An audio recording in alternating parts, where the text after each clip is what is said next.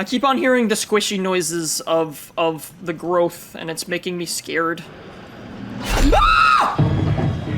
Oh, that's lovely. Oh, shit! Whoa, there's so many of them! Whoa, whoa, whoa, whoa, whoa!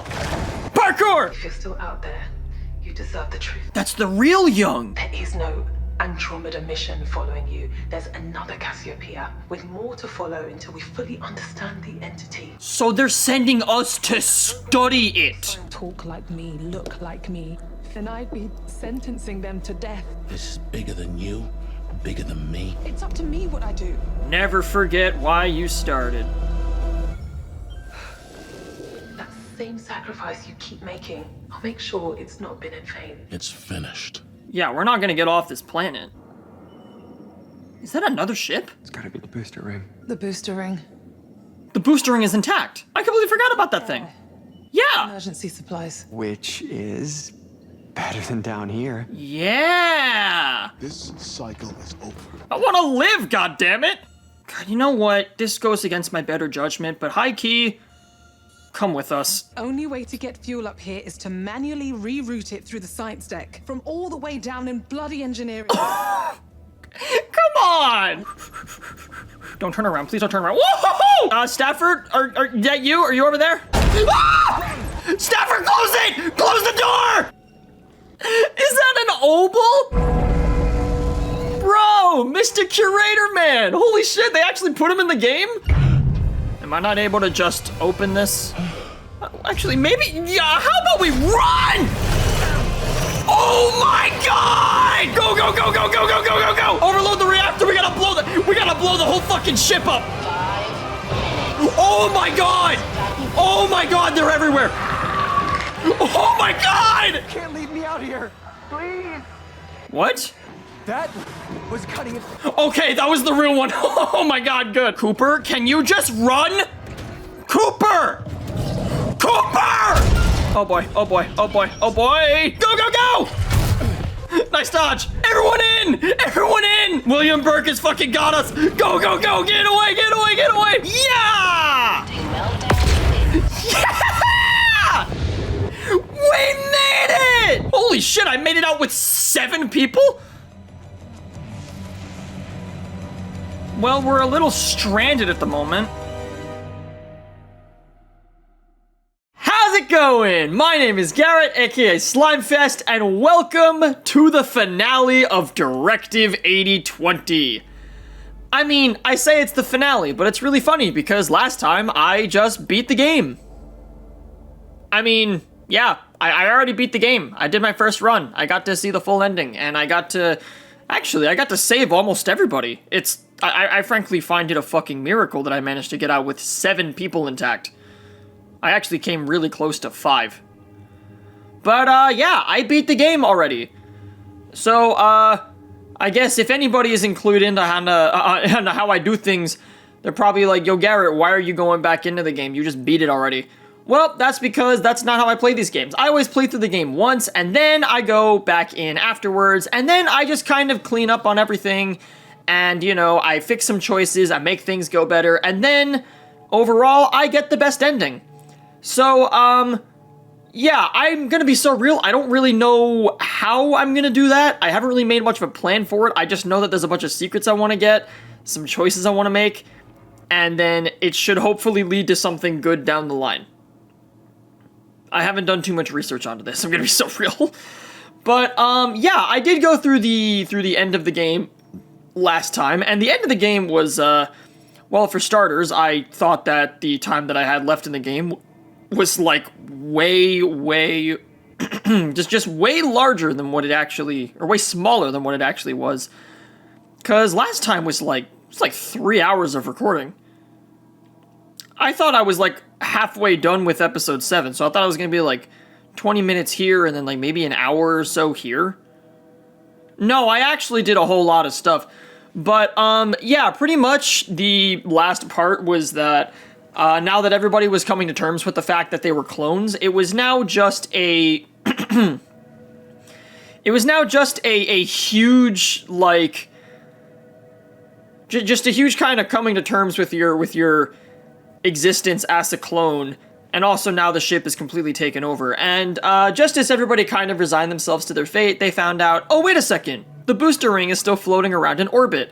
And we've actually had a functional ship on the Cassiopeia the entire time. We've actually had like an escape pod this whole time that we've only just now remembered.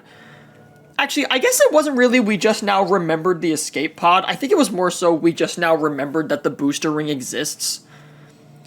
Because if we didn't remember that the booster ring... Because, like, I don't think everybody remembered that the booster ring even exists. So we thought, okay, there is an escape pod, but, you know, where would we go? We're, like, light years away from any kind of civilization, so we wouldn't be able to go very far. But, yeah, basically the entire last part was just non-stop stealth, just always trying to get around these creatures and make it to the end. There were a couple of choices, like whether or not to leave Williams behind, or whether or not to leave LaMarcus behind. There was also a choice near the very end on whether or not to trust that the Mitchell that was banging on the door, desperately begging to be let in, was actually him. And once I thankfully made the correct choice on both of those, we then did this last scene where this giant William Birkin-looking flesh monster just burst into the hangar and everybody just made a mad dash for the escape pod. It was overall, like, it was really, really, really, really cool. And, yeah, then we got to finish the game. And I'm gonna be so real, I'm not sure I got the absolute greatest ending that I could have gotten. I did get 7 people out, which is super awesome. Albeit,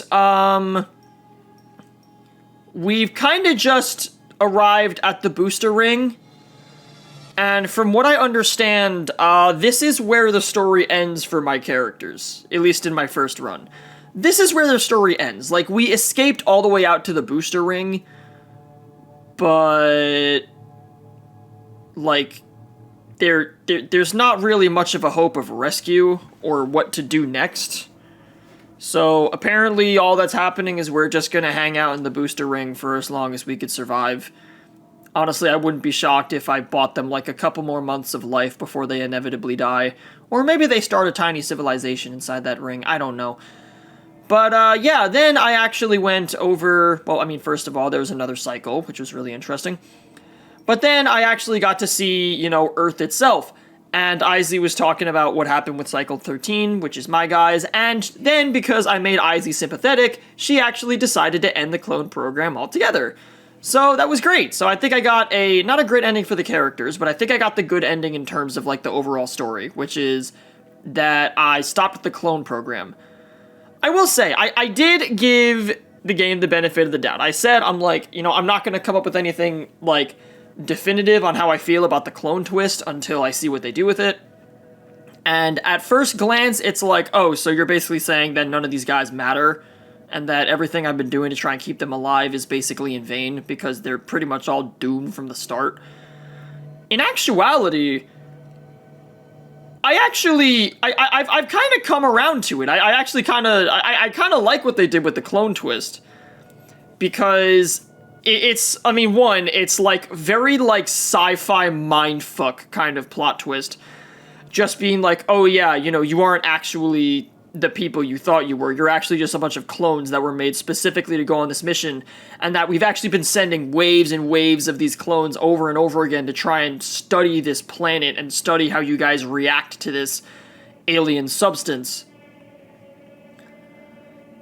So, like, that was a really, like, cool, like, sci-fi mindfuck, like something out of Rick and Morty. So I thought that was really cool. And then also, just the more that I think about, like, the overall, like, moral dilemma that it presents of, like, is the clone project ethical? Because, like, it's being done for the good of humanity.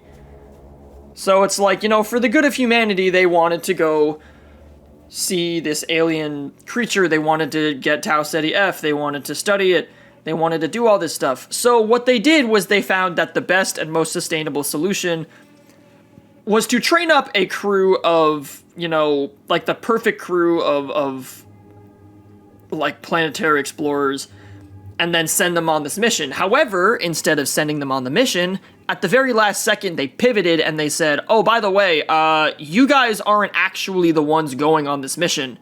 Instead, we just copied your memories and your DNA, and we're gonna send a bunch of clones of you on this mission instead. So then that way, you could be safe, and also if all of these clones die, then we could just send in more. So we really don't have to care about what happens. We don't need to make sure that everything goes okay. Like, the more that I think about the clone program and, like, what's good and what's not good about it, it's a really, really interesting dilemma. It's kind of like the last choice in Zero Time Dilemma, if anybody even knows that game or remembers watching me play it. Basically, spoilers, I guess in the least spoiler way I can put it, you're basically instructed to sacrifice a bunch of clones of yourself in order to survive. And it's like it's like a real like moral quandary, because you're like, okay, well, I want to live, but all of these people are me and they also want to live. So if I kill them, then it's gonna be like if I was just killed for no reason, and I wouldn't like that. So then they definitely wouldn't like that. But I really want to stay alive. It's really interesting because of, like, the ethics of, like, oh yeah, you know, you're basically making a bunch of living, breathing human beings. Like, a bunch of living, breathing, sentient human beings, and you're just sentencing them to one-way suicide missions over and over and over and over again. And then also for the actual, like, original crew who spent years of their life training for this mission, and at the very last second were now just given a 180 and told, oh yeah, it's not actually you who's going on this mission. Instead, we're just gonna take everything you learned and just put it into a clone. Which, like, it kind of invalidates all of the work that they put into it, but it also validates it. It's really fucking confusing when you think about it. But I honestly, I think the whole clone cycle was a really, really interesting twist. So, yeah, I guess enough about the ending. Let's talk about what I'm actually going to do today. So, for starters, there's 3 things I want to do. I want to, 1, save Isley, 2, get the best ending, and then 3, I want to find all of the O-Death secrets. Because, if I am not wrong, I think if I find all of the O-Death secrets, then I will be able to meet the Curator, which will be awesome, because I haven't seen that guy in a hot minute, and I really like the Curator. He's such a cool character. And then also, if this is like the usual Dark Pictures tradition, they then also might have a trailer for the next game in the series. That's always how they ended off the games initially. They always ended it off with a trailer for the next game in the series. Like, I know The Devil in Me ended with the trailer for this, Directive 8020. And I gotta say, just looking at that trailer, like, all the way back in 2022, the game did not fucking look like that at all. Like, you could tell that the game was in, like, very, very early development. The only thing that was confirmed was that Sims was gonna go nuts and attack a guy named Thomas Carter. And also that there was gonna be a purple planet and space helmets. But, yeah, so I'm gonna be doing a whole lot of backtracking today, but now I have turning points, which is pretty helpful. So, I don't actually know how much of this game I'm gonna have to replay. Like, I could see this, then I could see this, and then there's 2 secrets in here, but I want to start from here, because there is a scene in episode 5 that I wanted to change. So, I guess before I do that, let's just hop all the way back to episode 1, and let's find that second O-Death secret. Where is it, though? Ah, okay, it's over in medical. I mean, look, I'm gonna keep it a buck with you. I'm probably just gonna, like, if I take a long time to find this, then I will probably just, like, I hadn't noticed. Fast forward or cut to it. Must have been a power surge. Man, remember these guys, though? This feels like ages ago. So where is this O-Death secret going to be? Just gonna look all the way around. What the fuck?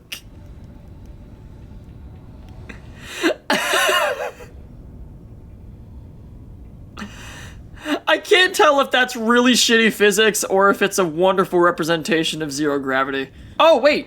Maybe it's in the middle of this. Maybe it's right in the middle of the reception. I haven't checked there yet.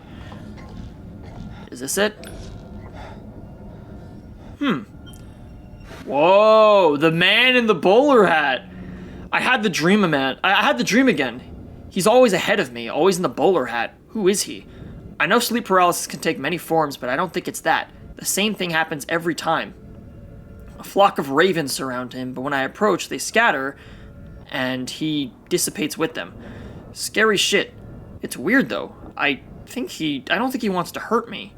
It's almost like he wants to bring me home. Whoa, weird!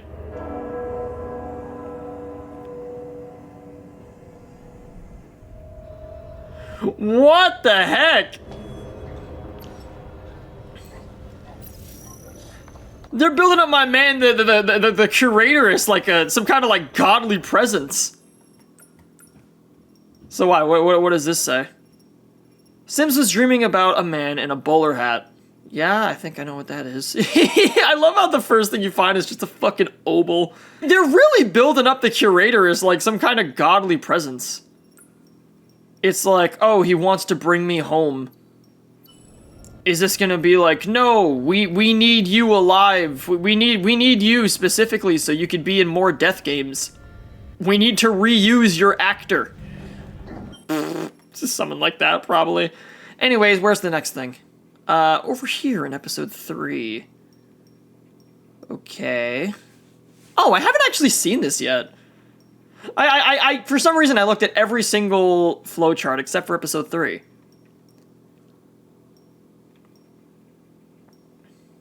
Ah, crash. Playing safe. Get fire controls restored or systems down, episode 2. Choose reboot computer and crash. Fail to get back to Stafford's chair. Get landing computer restored, episode 2. Choose reboot computer and crash. Get Stafford back in his chair. Stafford remains seated, leaving the landing computer offline. Yeah, that's what happened with me. Rude awakening. Fail to inject Williams. Confide, regroup. Tirade, yep, this is fucking LaMarcus. Stafford is dead. Ah, okay, this is Cooper and oh, this is the warning. Fuck, this one? This one's so big. Ah, fine. It's being trashed. Jeebus Christ. Get to the other side of the wreckage. There's so much place to look here. Wow, yeah, if anything, there's 100% gonna be something in here. Is this it? I've never known something to go by so Agrarian appetites. at once. A feast for the gods. Corinth acquires Nutrimito. Producers, Imito Labs. We missed Let me see this. Luna. Piece of shit. No. Okay, that gave me a minor heart attack. I told her. Corinth has sunk their teeth into another multi-billion-dollar investment as they acquire Imito Labs, the company behind the patented cloned meat protein, Gotta be Nutrimito. Shutter open. Your mission is. Oh my god. Corinth got the cloned meat company?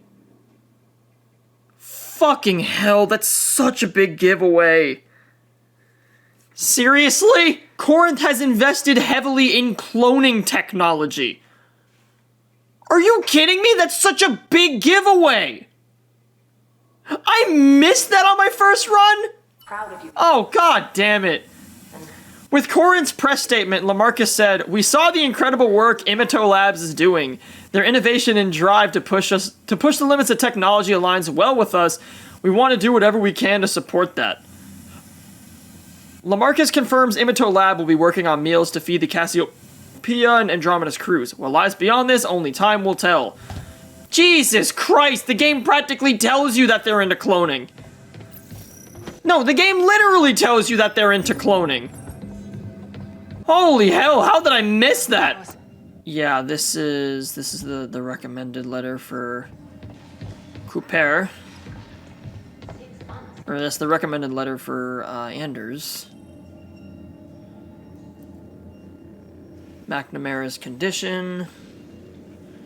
No, this is the lore here. What? Wait, I missed it. What did that say? That was it? That was the secret? Paranoia. Let's see. From LaMarcus Williams to Dr. Isabella. Thanks, Isabella. My contacts at Aegis are aware of Dr. McNamara's condition. My understanding is that he is not the first to experience this delusion. Interestingly, it is a phenomenon that contacts assure me they have been investigating for many years. Let's put him on paid leave until we can assess further.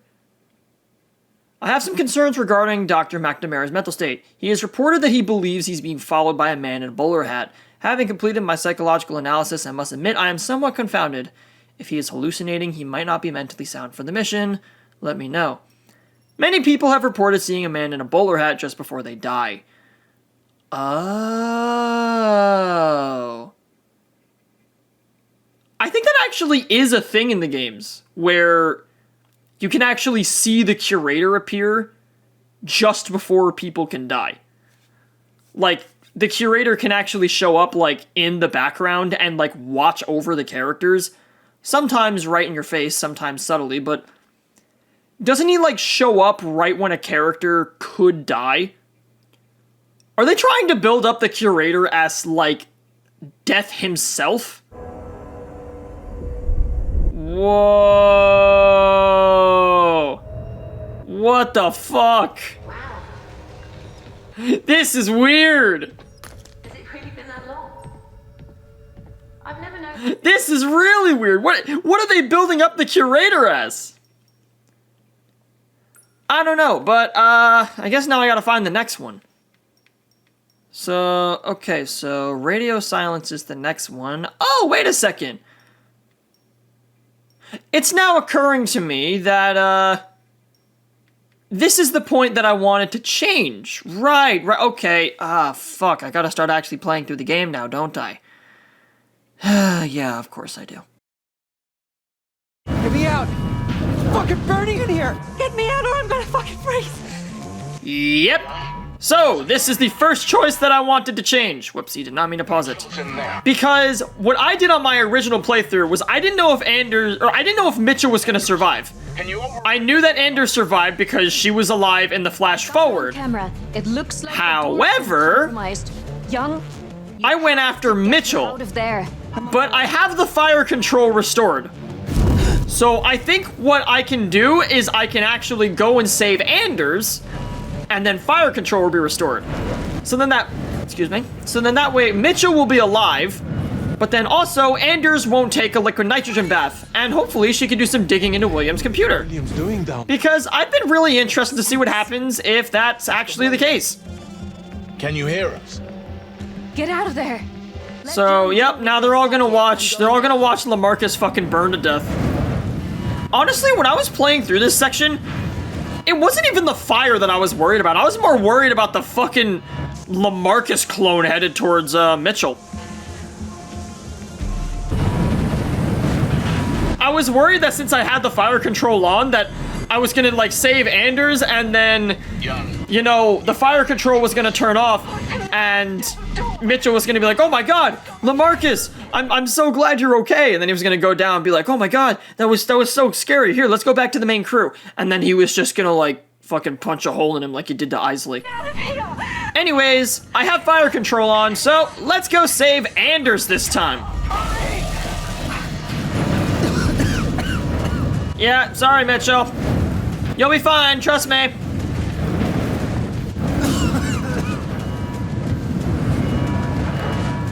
Williams! So he just fucking watches this. I seriously have no idea how you thought that this was a human reaction. He literally just stands there. Down there. William, on fire. what are you doing? Get out of there, man. He doesn't care at all. Yeah. He just fucking stands there. He just stands there and burns to death. It's so weird.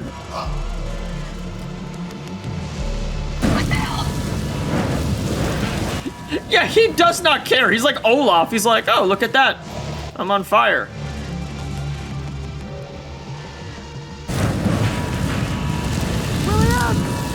Yep, everybody sees LaMarcus burn to death.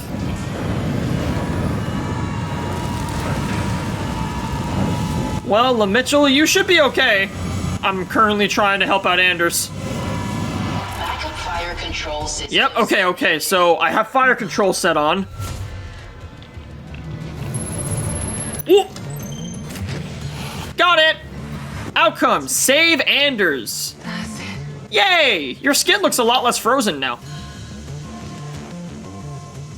I definitely gave you some lasting damage in my first run. Young, is Anders safe? Anders is okay. I've got her. I don't know about Mitchell though.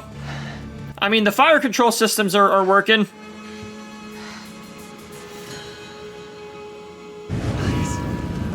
Oh God! Backup fire control systems engaging. Yay! Sprinklers! Wow, so if that wasn't on, he would have gotten absolutely roasted. So happy to be raised. Consequence, rain on me. So yeah, he would have gotten absolutely torched. If I didn't leave it on, the stakes raw. Mitchell and Anders survived the experiment unharmed. Oh, so that was 100% the right choice. The tachyonic field is charged, but I can't achieve. So now, what is Anders gonna do? Because now she's actually awake and unharmed to start digging through Lamarcus's drive. Who can speed up repairs? What would she find? I'm so curious about this. Just keep me informed. Investments in the advancement of space travel and terraforming technology. So, what'd you find?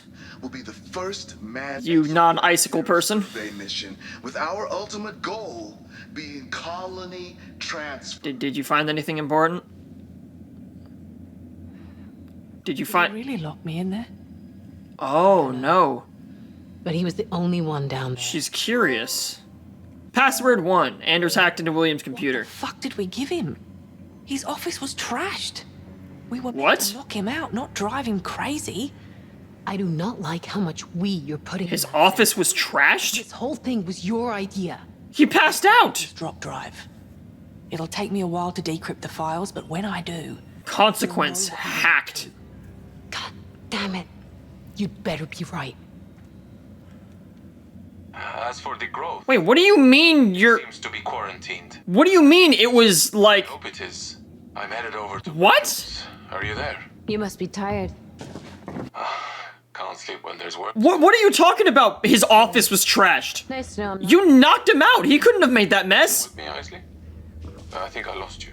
What happened in his office? Hello? Is anyone here? Huh, okay. That's strange. Where's everyone?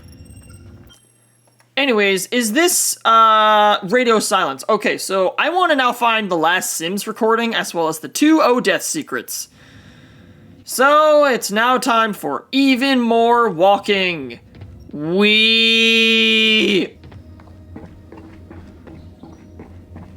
Ooh, this is probably it. Whoa. O-Death. Load repository, load error area undefined, void construct, the curator will meet again. We'll meet again. Void populate, error try again, error try again, error try get for 1N, error try again. Override the curator, auth management, override successful. What the fuck? Dude, it's getting closer and closer to the curator's desk. What the hell? Alright, well, there's another thing in here. Another thing somewhere in here. I found this secret, right? This isn't another O-Death secret. Yeah, this is just the to-do list. Okay. I already found one of the O-Death secrets. So where is the other one?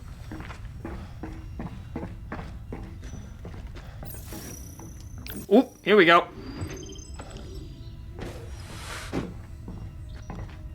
Oh, did I go through here last time, or...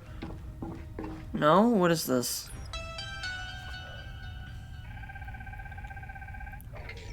Oh, Oh, this is the last recording. Travel without you, Mum. I wish you were here. I still have Carter, but he doesn't calm me the way that you do. Yeah. She needs her tea. Log in to pull the ship's anomaly log. Turns out we've had over 80 near misses since entering the Cetus. Holy shit. That's a lot of space dust. Any one of those could have punched a hole in the ship. 80 near misses? Told about them. I know Earth collates our data, but we're the ones maintaining the ship. Oh, so this is near misses with all of the different other Cassiopeias. Carter?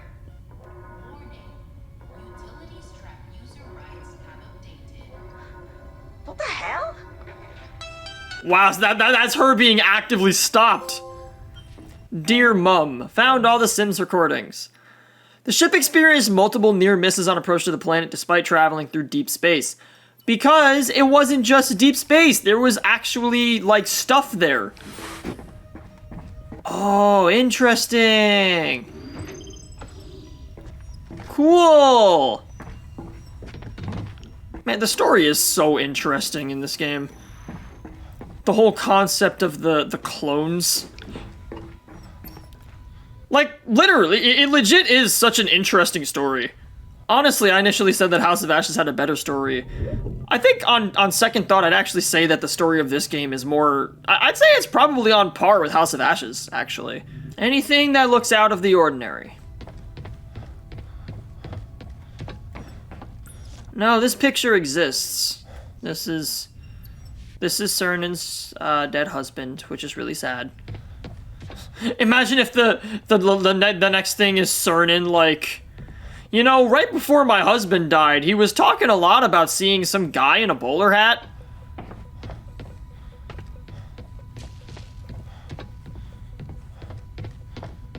Oh, this is probably it.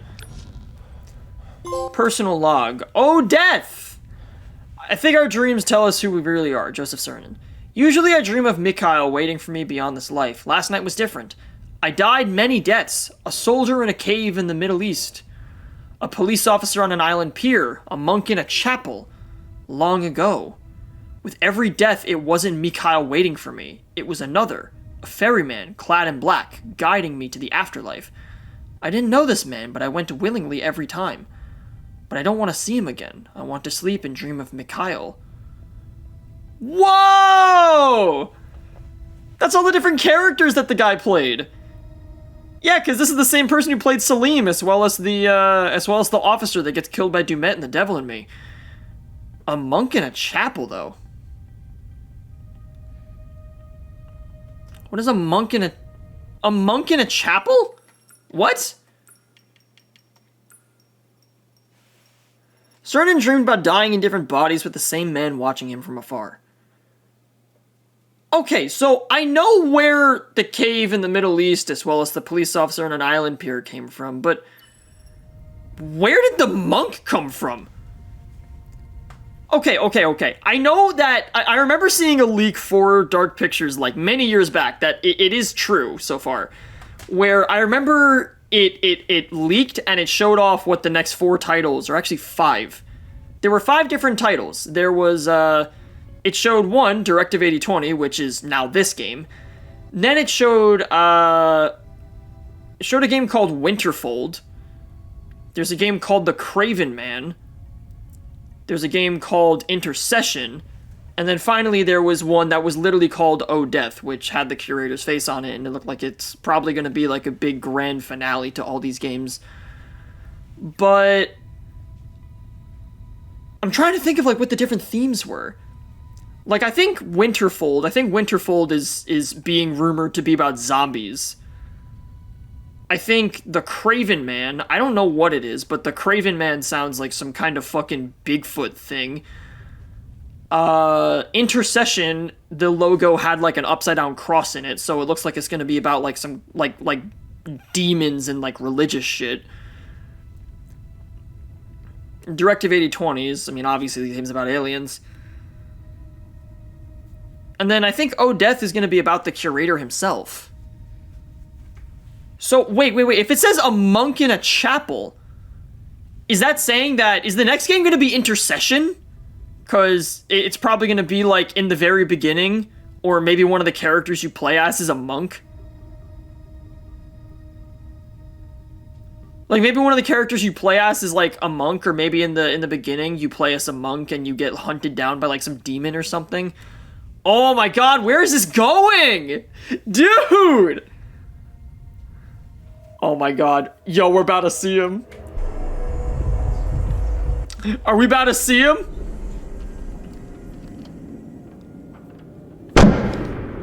I don't believe we've met before. Yo! Welcome to my repository. Mr. Curator Man! I'm the curator of stories. Dude, fuck yes! They actually brought him back into this game! Into darkness. When we're finished, you may know me by a different name. He's your death, right? So, wow. Is it the life inside? Making him look like a lot more fucking mystical We're defined only than just a cool bookkeeper. Relationships we form and those we leave behind. Oh my god, and the music! Holy shit! All will become clearer in time. For now, I'm afraid you must remain in the dark. I can guarantee there's more to come. Dude, holy shit! They actually brought him back in! Whoa, what? Yo, is this a trailer for the next game? This looks like it's set in the 90s.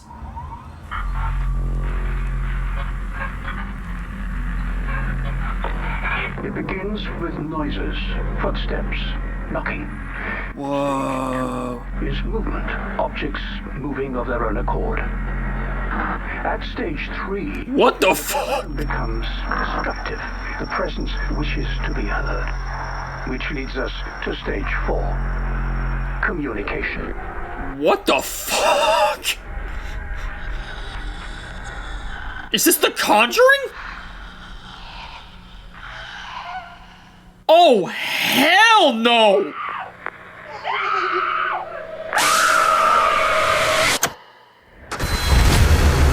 Oh, that's awful! Oh my god, that looks awful! What is that? What?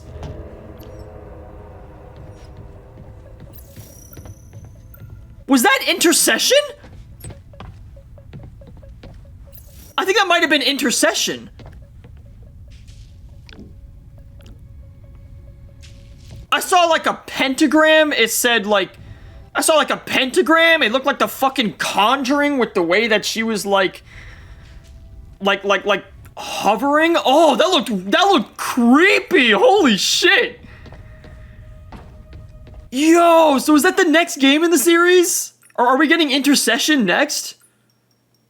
And it's gonna be about like... Is it gonna be all about like demonic possession? Yo, that looks freaky actually. Holy fuck. Actually, you know what? Fuck it. Let me look at it now. Well, what is that? What is that game? Let me try Googling this. What the fuck is this? Okay, so this says AI overview. The next game in the Dark Pictures anthology is widely expected to be titled The Craven Man. Whoa, what the fuck? They didn't even give the title? Yo! That looked freaky as hell, though! Like, I'm sorry, let me just, like... I guess let me look up, The Craven Man. That looks scary as hell! Like... Can I look up... Yeah, this?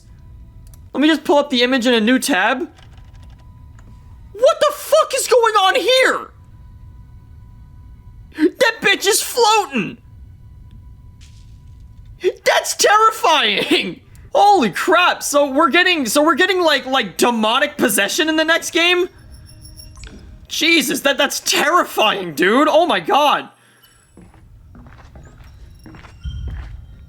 Anyways, now I have a lot of story I need to skip through, so I guess I'll just cut to the part where it actually starts becoming interesting again because, well, we already know what happens here.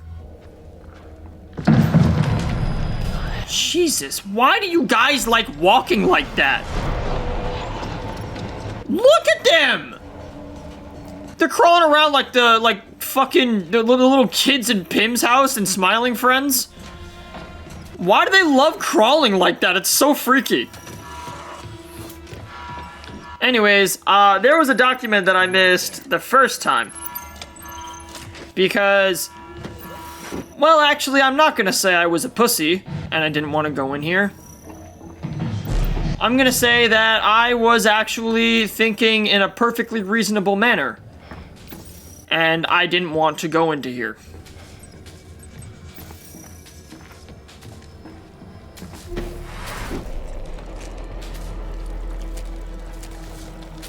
Oh. Oh, so that's not a secret at all. Oh my. How did they get through here? Oh, so this ain't a secret at all. This is just goop. Ew. So I didn't actually miss like a critical thing or anything. I just missed the goop. Okie dokie. So, good to know that, me deciding to play it safe had absolutely no bearing on the story whatsoever. Get behind me, now!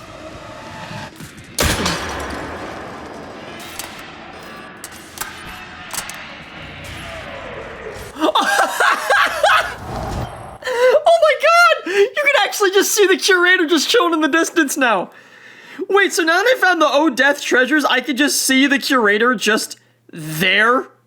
Just watching from a distance throughout the entire story? Oh my god, that is fucking hilarious. So, yep, this is the first big stealth section that I'm gonna do. However, you know what's really fun about the fact that I've now finished the game? The fact that I now have a redo button. Which means that, frankly, I could just run around as much as I want. Yeah, don't mind me. I'm not here to fucking play Metal Gear.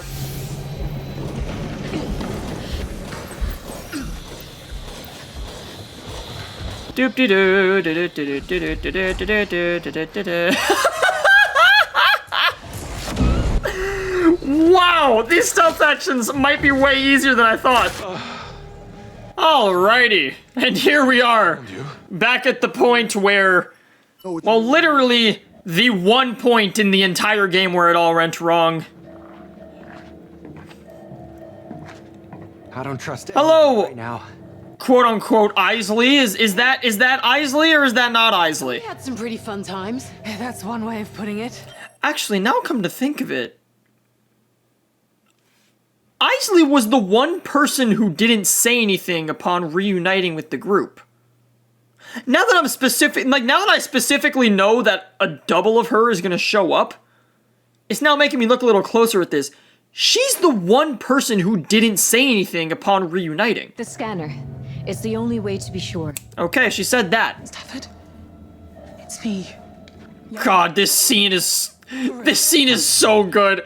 This is such a fucking effective way of just, you know, once everybody finds out that the alien can mimic people, it just throws the entire cast into complete paranoia. It's nuts to play through, dude. Literally witnessing this for the first time was crazy. Just seeing everybody in the cast be extremely fucking paranoid of each other and not knowing if they're human or not. Immediately. My god. Don't you ever point that thing at me again.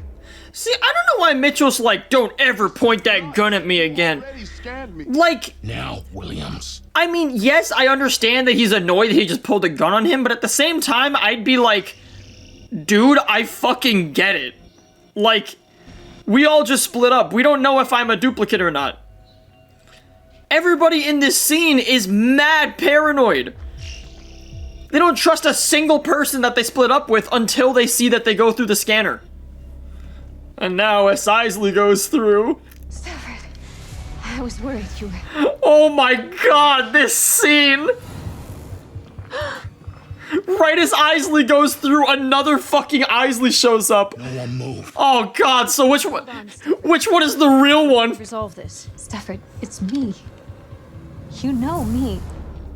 She's lying. Who's the real one? I said, don't move. Don't move. And here is where it all went wrong. So apparently, I have two completely, like, I literally have two identical people in front of me. Like, it's like the scene in Dispatch. They could just Shroud holding two Isleys. They're just like, they look fucking identical, Robert. So I have two fucking identical Isleys in front of me, with the same set of memory, with the same physical appearances, the same voice, the same thoughts, the same personalities, the same everything. And for some reason, telling them to go through the machine that proves that they're real or not is the wrong option. So here's what I'm gonna do. I want you guys to use your goddamn words and somehow explain to me how you're the one that I shouldn't put a bullet into. Someone better prove they're the real deal. Fast. It's me, Laura. We worked together for years. Back on Earth, all that training. Anyone would know that. Not the details, like how you and me initially didn't see eye to eye. Don't listen to her. It must replicate our memories. That's enough. Oh, fuck! Oh, fuck! That's it? That's all I get? What? That's all I get? She just says, it's me, Laura, you know me. What? But everyone knows that. Yeah, but they don't know that we didn't see eye to eye. It must replicate our memories. Shoot her.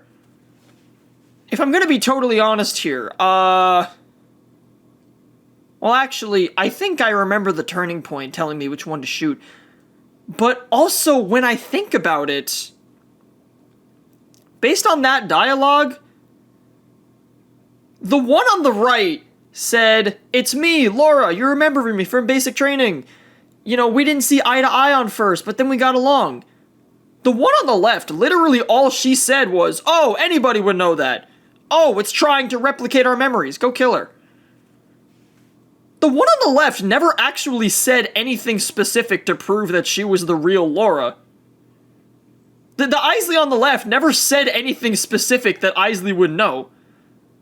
The Isley just said just generic shit. She just said, oh, she's just stealing my memories. That's such a fucking weak defense. I'm sorry. Whoever or whatever you are, we're done with you. Ooh, that was the real, that was the fake one. I mean, look, no guarantees I would have gotten that right the first time, but goddamn. So that's the way you save Isley? By just taking a gamble and popping one of them in the head? Oh wait, I gotta hit QTs. I gotta hit buttons. Oh wait, no, I already shot him in the head. Get inside. Okay, everyone run! All 8 of us, go, go, go! Whew! Jesus.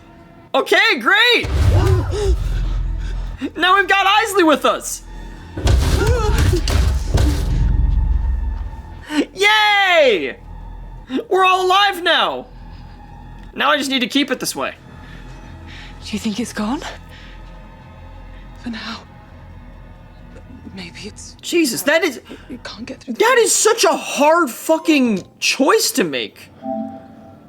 All crew members pass safely through the scanner. That is such a ridiculously hard choice to make. I'm not gonna lie. From when I last recorded to when I'm playing now, I looked up a couple of playthroughs because I was really curious what the end result of, like, some YouTubers' playthroughs were. And from what I understand, there are a lot of people that got Isley killed at the scanner. In fact, I think one of the YouTube comments said that apparently at least 60% of people got Isley killed at the scanner. So, I'm not gonna lie, that does bring me very great comfort to know that lots of other people also had the same idea as me, which is, if I don't know which one is the real one, how about I use the fucking find out if you're a clone machine? I still think that that was a bullshit death, honestly. I think that the way that that should have worked is if... I think the way that should have worked is if, like, you send them, like, you send one of them to the, like, the scanner, and then maybe you, like, you have to, like, choose which one to send first, or you get given, like a bunch of really tough QTEs or something. Or maybe if, like, you send one of them to the scanner, and then, like, you send the wrong one, then that one, like, lashes out and kills somebody on the other side. Like, maybe it, like, fucking guts Mitchell or something. Or maybe it, like, guts Cernan or something. I don't know. But, like, I don't think it should have just been if you tell him to go to the scanner, then Isley just immediately dies. Because that was legitimately the safer fucking option. That was the safer and smarter option. I have no idea why he told both of them to go to the scanner. Like, there were so many better ways that the scanner option could have been handled. That was a bullshit death when I got it. Man. That was a close one, though. Why are you punching the wall? I saved Isley. What the fuck are you talking about? Anders, engage emergency oxygen supplies. They're not responding. We'd have to go out there and unlock them manually. What the go out there? Cameras are down. We can't go out. Let's hard reset. Reboot the whole system. Okay, yeah, Isley. Out there, we're gonna need to see. Isley's going into fucking panic mode. She's trying to problem solve her way through this. The whole network's shutting down. Isley. Power across all modules. I don't think there's a way to stop this. Dying. Yeah. The growth is spreading too fast. We'll never get it back online. I designed fail-safes for every system. There are contingencies to fall back to. I just need to think. Oh, Isley's having a fucking nervous break. Oh, do I have to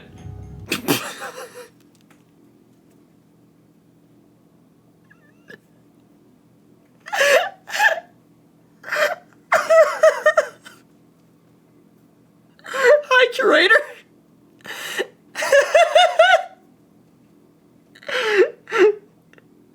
Okay, that's not even subtle. He's just standing there.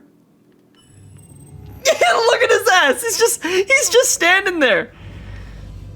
What the hell was that anyway? Anyways, See what happened? no, Isley's having a. It wasn't even them, was it? It was like a thing fucking posing as them. Oh fuck. Okay. It's the substance. The growth. Isley's right here. She didn't die. Mitchell. It's duplicating us. Mitchell, are you seeing... What is the opposite of ghosts? What's the opposite of seeing ghosts? Because you're seeing a person who's actually alive. You're doing the shit that Hero did in Danganronpa. Young. Where he started insisting that one person was dead when they were literally standing like 20 feet away from him. Isley, what are you thinking right now? This creature tried to infiltrate our crew. Motherfucker tried it. To understand it perfectly replicated you. Use our electronics. Maybe even infiltrate our logs. This ship is full of data. Information. Well, I guess these dudes have had... This thing has had plenty of practice. It's successfully picked off 12 other crews. Whatever it wants, it's not getting it. Oh, shut up, Lamarck. What it wants is to fucking kill us. That's it. It just wants to kill us. Anyways, I feel like Stafford's gonna feel a little bit better because he didn't just, like, you know, order one of the crew members to their death. But still, though, things are not going well right now. Never forget why you started. Ah, okay.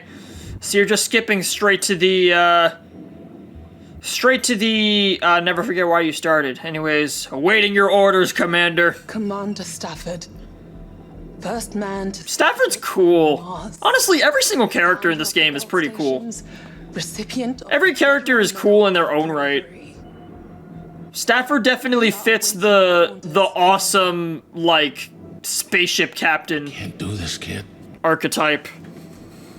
It might have to be down to you. Might have to be down to me, yeah, in case you get your shit blown smooth off by a duplicate. We either send out a distress signal, or we send out a warning. Ah, yeah, right. This choice. So this choice is actually going to be extremely important in determining the ending. I didn't realize that.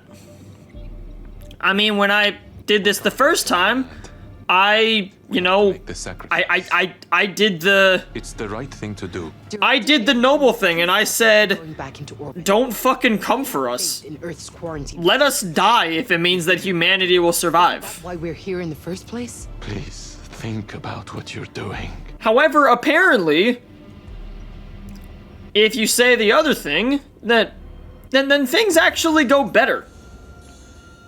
So... this is a huge choice. This is another big thing that determined what my ending was.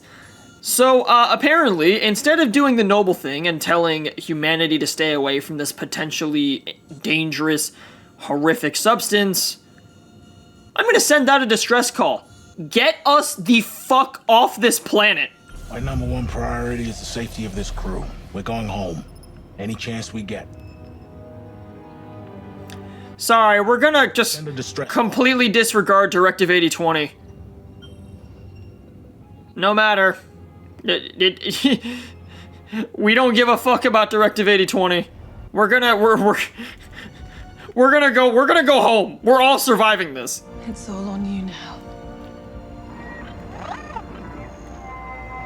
Oh, the drone's kind of cute, honestly. Ah, shit. Now, I just realized I need to now get all the way over to the frickin' drone, don't I? Looking back. Oh, wait! Now Isley's alive, so now I can hear her do, monologues. Differently. That thought still haunts me. But duty always comes with sacrifice. We can either live with the choices we've made, or die with them. Wow, it's really funny you say that, actually. Really funny that Isley says we can die with the choices we made, considering she was the only fucking person I got killed. Lol. So how much did you know? As much as you. Really? Nothing. So is this them? This is them talking about the clone program. This is saying this would be a good reason for a first time. I didn't know anything about this program. I didn't know anything about the clones. I promise you, I knew nothing. Ooh, this is cool. As I'm aware, this is like completely recontextualizing everything. Yeah, this is... no one could know. Yeah, no one could know, because if one of them knew about the clones, then the whole plan would be ruined. If one of them had the knowledge that they would become a clone, then that knowledge would get transferred into the clone. All that work. How they must... Saying all of that work studying to go to space, and how instead you're now going to just do nothing. Young. That does feel really shitty, honestly. The idea that you go through years upon years upon years of work, only for, at the very, very end, to just be told that it basically doesn't even matter and that you're not actually going to be doing anything. For this to succeed, you need to sign. So this is Stafford trying to convince Young to sign off for the clone program. Got it. It changes everything. It's not just 8 years that will be lost. I keep wondering, am I condemning myself forever? Oh. Decision you make. Am I condemning myself? Because she's literally condemning herself to death. But you need to decide now. So yeah, this is Stafford trying to convince her to sign off on the clone program. So Stafford's all for the clone program. He's like, this is completely worth it. Oh, that makes so much sense, actually. Holy crap. So, who's coming with me this time? Is Isley gonna be on this trip or no? So yeah, this is the same crew, isn't it? Okay, well, I guess nothing is gonna change here except for the Charybdis message, so, well, I guess I will see y'all there. This is... Well, actually, could I text, Isley first? Oh, I can! Just to let you know, we found the drone and we're following it now. No issues so far, but the storm is quite bad. Okay, noted. Thanks for the update. Oh yeah, I gotta do all the Isley texts that I missed. But, yep. This is just gonna be the exact same as before, so I'm gonna go pick up the real Anders instead of the imposter one, and, I guess I'll meet y'all at the Charybdis probe. Man, this is gonna be a very, very cut-up piece of footage, isn't it? Alright, 2540. And now Charybdis is working. It's ready whenever you are. Alright, so now Brianna's gonna send the message. Instead of the noble message of save yourselves, this place is bad. She's gonna be like, hey Earth, get us the fuck off this planet. We crash landed, the whole planet's messed up. We wanna live. Please don't let us die. This is an SOS from the forward reconnaissance ship Cassiopeia. We have crash-landed on Tau City. There is a hostile organism. I know about Directive 8020, but frankly, I don't give a fuck. I want to stay alive. Suffered loss of life through contact with an unidentified alien presence. We need We've suffered loss of life through contact with an unidentified alien presence. You know that the people back on Earth, you know that Corinth and the government back on Earth, they hear the phrase an unidentified alien presence, they're all just fucking laughing and slapping their knees to each other.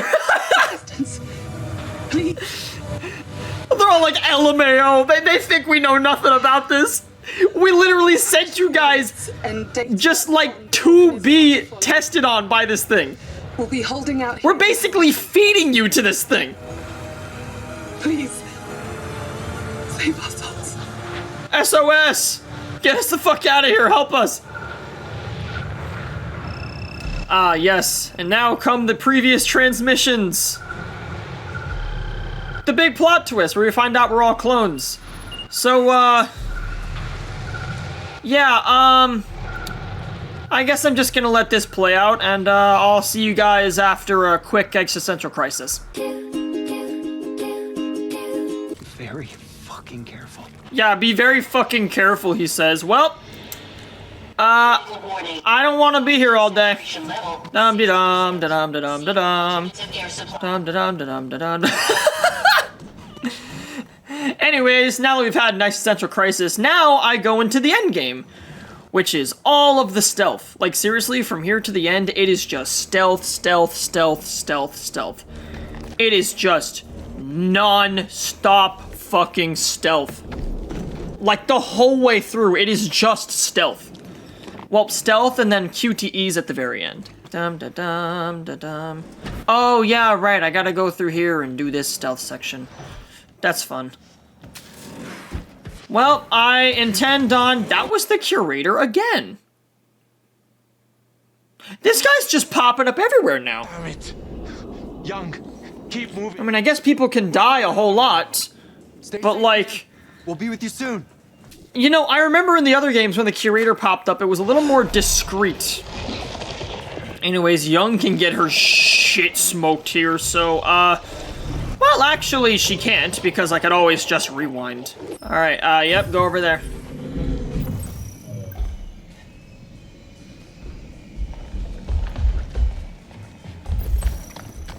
Man, this game is so much easier when I don't have to worry about permadeath. Well, shit. That's better. Oh yeah, let me check my messages. I wonder what Isley has to say. Things didn't go to plan, heading to bridge ops now. Understood. Okay. You know, actually, I'm actually so confident in just being totally fine that, watch, I think if I'm not wrong, I should actually just be able to run ahead straight into the fucking arms of this thing. And now get parried, you fucking casual!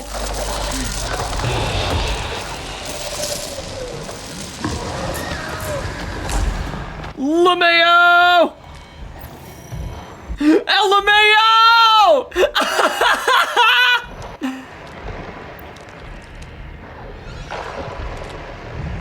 Oh fuck, is it coming back? Oh no, I think it's leaving again. But yeah. I got my parries on fleek. Da da da da da, boop! God, I'm so good at this game. But yeah, my parries are fucking on point. Look at this. I don't gotta worry about anything. I can just give the big guys a hug. And give him a kiss. And I'm totally fine because I know how to hit parries. Honestly, I'm gonna be so real. The parry QTE time, this is the normal difficulty. I thought that the actual time for like dodging or like parrying, they give you like a second and a half to react to it. I thought they would give you like a literal split second. They give you like zero. They give you like a lot of room for error. In fact, actually, with Isley, with Isley, when I got almost caught with her, I literally was like so fucking dumbfounded and like I was like so paralyzed with fear that I actually got caught that I had time to look at the thing and then actually register to re-pick up the controller and then put in the proper input. You know what I mean? Like, it gave me enough time to actually realize, oh shit, I'm in danger. But yeah, Young can 100% die here. Hi, Curator. This dude is everywhere. They're not really subtle about the, you may know me by a different name. He's death. He is, like not metaphorically or theoretically or any kind of other ethically. He is death, straight up. Deck 3. Science. And yes, I just quoted the wolf from Puss in Boots because he's pretty much the same kind of character design. Super CERN and speed run. Super CERN and speed run. Super CERN and speed run. Super CERN and speed run. Oh no! It's a monster! Dude, these things look so gross. Hi, Curator. How many times is this guy gonna show up? Oh, hello. Actually, you know what? I'm gonna go up here. I'm gonna go up here. Nah, fuck you. Nah, fuck you. I'm booling. I'm going up here. Look at how stealthy I'm being. Wait, did it see me?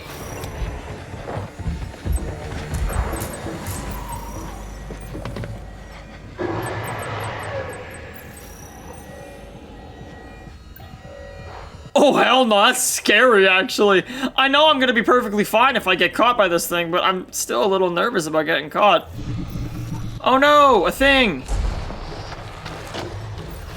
Alright, go down. Whoa! My god, that scared me. Nope, parried. See, since I'm completely confident in my parrying ability. So, like, this is total. I'm doing, like, totally fine.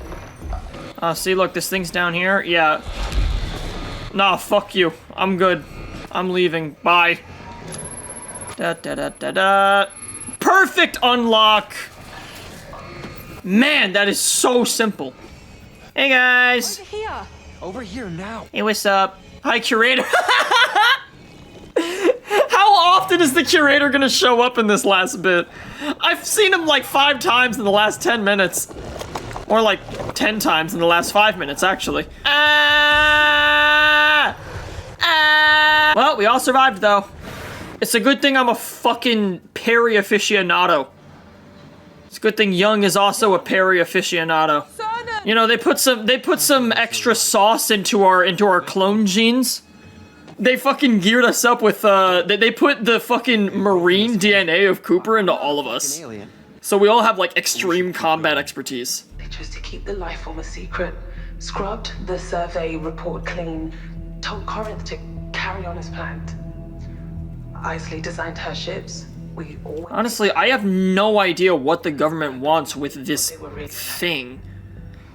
Like, I know they want to use it as a tool to save humanity, but like, how is this hostile alien gonna save humanity? There's another Cassiopeia, and behind that, Yep. Another Cassiopeia, another Cassiopeia, another Cassiopeia. the entity. Yo, high key, if we could intercept one of the... The game's supposed to be paused. A program we... Oh, what the fuck? Oh, okay, I glitched it. Honestly, if we could intercept one of the Cassiopeias, if we could get to the Cassiopeia, if we could launch to them and then dock on them and then show up and be like, guys, this is crazy, but you're actually all clones. Don't go to this planet, okay? Let's all just chill here and make a civilization of ourselves. Maybe we could wait for another Cassiopeia to come by, and then we could build up a small army, and then we can go back and we can go fuck up Corinth.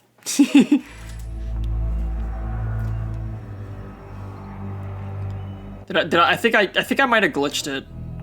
I think it's supposed to be playing the dialogue here. Oh, I think I glitched it.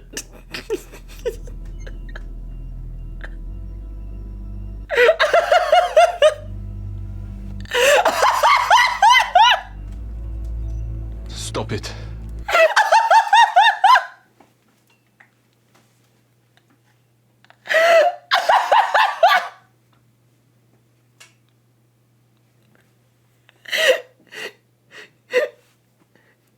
It sounds like Cernan just doesn't want to be tortured by Brianna's ugly ass face. They're just looking at just this paused video, all staring at it in silence, and he's just like, stop. Lies. The goddamn bunch of lies. So much for confidentiality. You knew about this. Of course I knew. Oh my god, that was really funny. I've known since the probe first sent its data back to Earth. That was that was definitely not supposed to happen. Holy shit, that's funny. You think this is fun? Okay, see, so I guess just with the video playback, it just breaks. What the fuck? Wait.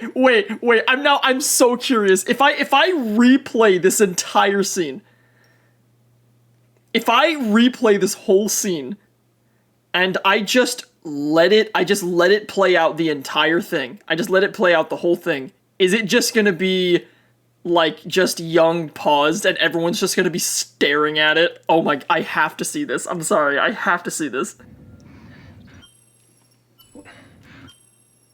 When we got into those pods... What the fuck?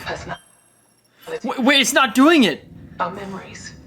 And uploaded them. It's not doing it! How did I do it the first time? Your clones. Okay, so it was right after this, right? Thanks to you, we're winning this war. How did I do that? Stop it. How did I do that? What?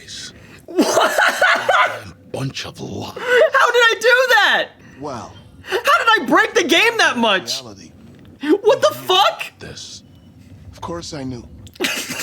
I've known since the probe data back to... How did I do that? The whole thing was my idea. What the hell? Except you. Isn't this a pre-rendered cutscene? Well, actually, I guess it's in-game, but isn't this like a pre-rendered cutscene? How did I glitch it that hard? This is what you were talking to the Oracle about. Oh. We'll factor that in next time. Oracle, please bring up my files. Of course, Mr. Williams. Okay, so this is what she found. 03. Special forces located a crashed UFO in Iraq. Wait, what the fuck? Wait, what? Wait, that's House of Ashes! That's literally Jason, Salim, I think that's literally Jason, Nick, and Eric down in the bottom. Yeah, look, that's them! Were coordinates to Tau Ceti F, their homeworld. What? The Charybdis probe was sent to make contact. Instead, found this life form. Wait, what? An invasive species? What? A biological tool that outgrew its masters. Wait. So in universe. So wait, are they making this so that like this is tying into? I thought this was not a connected thing. They're making it so that this is where the aliens in House of Ashes came from? This fucking substance was the thing that turned the aliens from, like, musicians into mass murder machines? That's so cool! I mean, that's also kind of weird because it's supposed to all be, like, each is, like, its own not connected thing with, like, you know, maybe little references here and there. What the hell? That's literally Nick, Jason, and Eric on the bottom. I played this. I literally played this. That is such a fucking cool connection. Oh my god. Whatever it is, I want to harness it. Oh, so that's why you're doing this. If I can't, I am going to destroy it. You didn't think telling... Cat's out of the bag. Persuaded Realms to reveal the truth about the mission. You agreed to this. So that's what this is. So this was the fucking substance that the aliens in House of Ashes had. We know that this substance wasn't the thing that caused them to go crazy, because instead it was the alien parasite, right? It was the alien parasite that caused them to turn on each other. Instead, this fucking alien substance, this tool or whatever, it was probably more like something that the aliens used in their daily lives. However, when they all left the planet and fled because of the alien parasite infection, then this substance was just left on Tau Ceti F, and it was just left to just sit there for years and years and years. What the hell? That's crazy. That's crazy. That's crazy. They're actually tying it back into House of Ashes? You condemned these bodies to death. What the hell, man? With the option. That's insane. So is this implying that House of Ashes, everything that happens in all of these games is all... Is it implying that everything that happens in these games is all, like, not its own universe, but instead it is all in one universe, and it is all just interconnected? Like the Orang Medan, the Little Hope, that literally the fucking trauma, that one dude. The Orang Medan, Little Hope, the fucking UFO crash, Grantham Dumet, and now the planet fucking dying in 40 years after all these games taking place, as well as like this now, Directive 8020 now being a thing. Are these all interconnected? That is, what the fuck, man? Oh my god, the plot reveals just keep getting crazier. Dude, that was just... I'm so happy that I didn't see that until now. That, an honor, sir. Oh my god, that's such a fucking cool reveal to have at the very end. The fact that it's all connected. The fact that this is now basically the inverse of House of Ashes, which is like my other favorite game in the series so far. That is so fucking cool. I'm a statesman. Never... Like literally, the whole... Like, the whole thing is that I really like House of Ashes. It's definitely my favorite game out of Season 1. And now, the fact that this is basically making it the exact opposite, where in House of Ashes, it was the aliens from Tau Ceti F invading our homeworld, and we had to deal with that. And now, instead, it's a bunch of people crash landing on Tau Ceti F, where the aliens came from, and now they have to deal with that. Holy shit, it's a perfect fucking... It's a perfect flip. That's so crazy that they actually tied it back like that. What's going on? Oh my god, it's right there. It's time you all... I didn't even realize that. It's literally right there. the pictures of the previous protagonists, and then that picture to the left, that's the eclipse path. Holy crap, that's insane! When does this game take place, though? This game takes place in, like, 2065, right? 2065. So, this only takes place about 50 years after... This only takes place about, like 62 years after House of Ashes, which means that in the world of Dark Pictures, which, mind you, like, 9/11 happened. So, after 9/11 happened, canonically, it took them 61 years to start building spaceships and traveling thousands of light years away to other planets. If this is accurate to real life, then I've got one hell of a future coming up because I'm going to be an adult when all this happens. Oh my god, dude, maybe I could be an astronaut when I grow up. I've always wanted to experience zero-G, dude. That sounds so cool. I love how this also kind of implies that every single character that you've had survive through the games, which, by the way, all the characters are pretty young in age. Not Brianna young, but they're, like, you know, all the characters are pretty, like, take all the characters from, like, Man of Medan. They're in, like, their fucking 20s or their 30s or something. Which means that the characters from those games are, like, probably in, like, their senior years now, but they're just... I kept them alive just so they could watch the entire Earth die.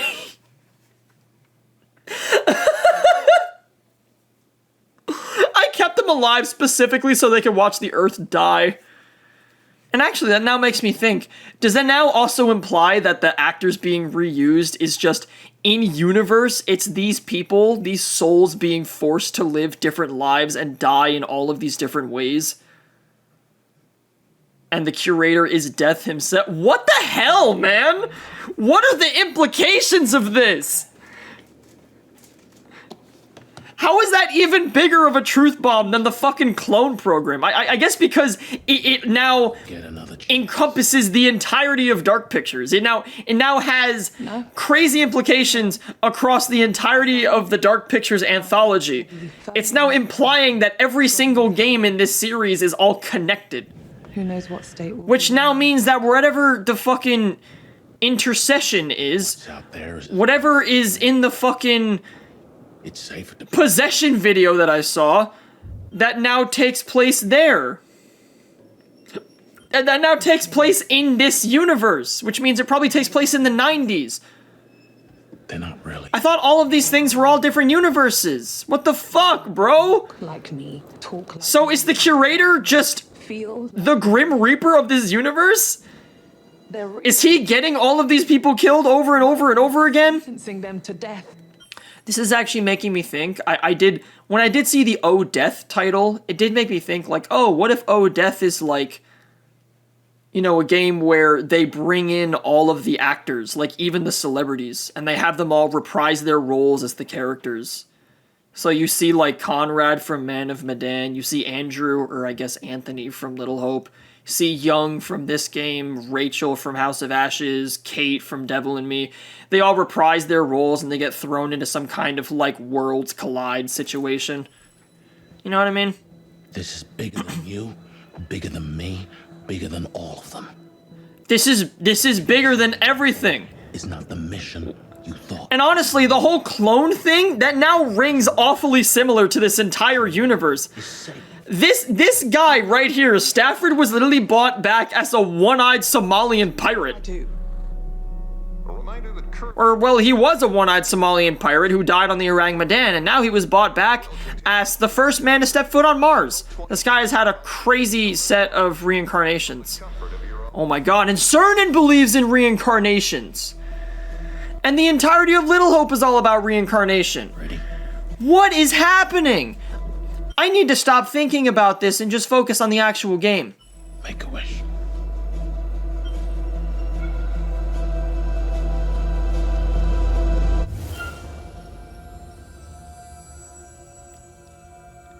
So, turning point, choose carefully.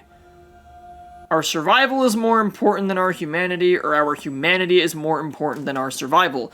So apparently, I actually made the correct choice the first time. I think if I pick our survival is more important, then I get a bad ending. However, if I pick our humanity is more important, then I think Brianna is going to do something to help out the clones. This is one of the most important choices because it pretty much just embodies the entire moral dilemma of the clone project. Basically saying, like, are you willing to survive at any cost?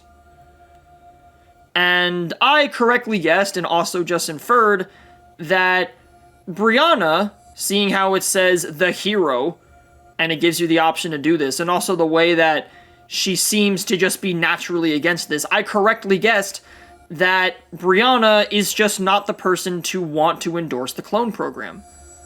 So, I said it once and I'll say it again. We may die, but at least we may die with our dignities. Our humanity is more important. Outcome, humanity first.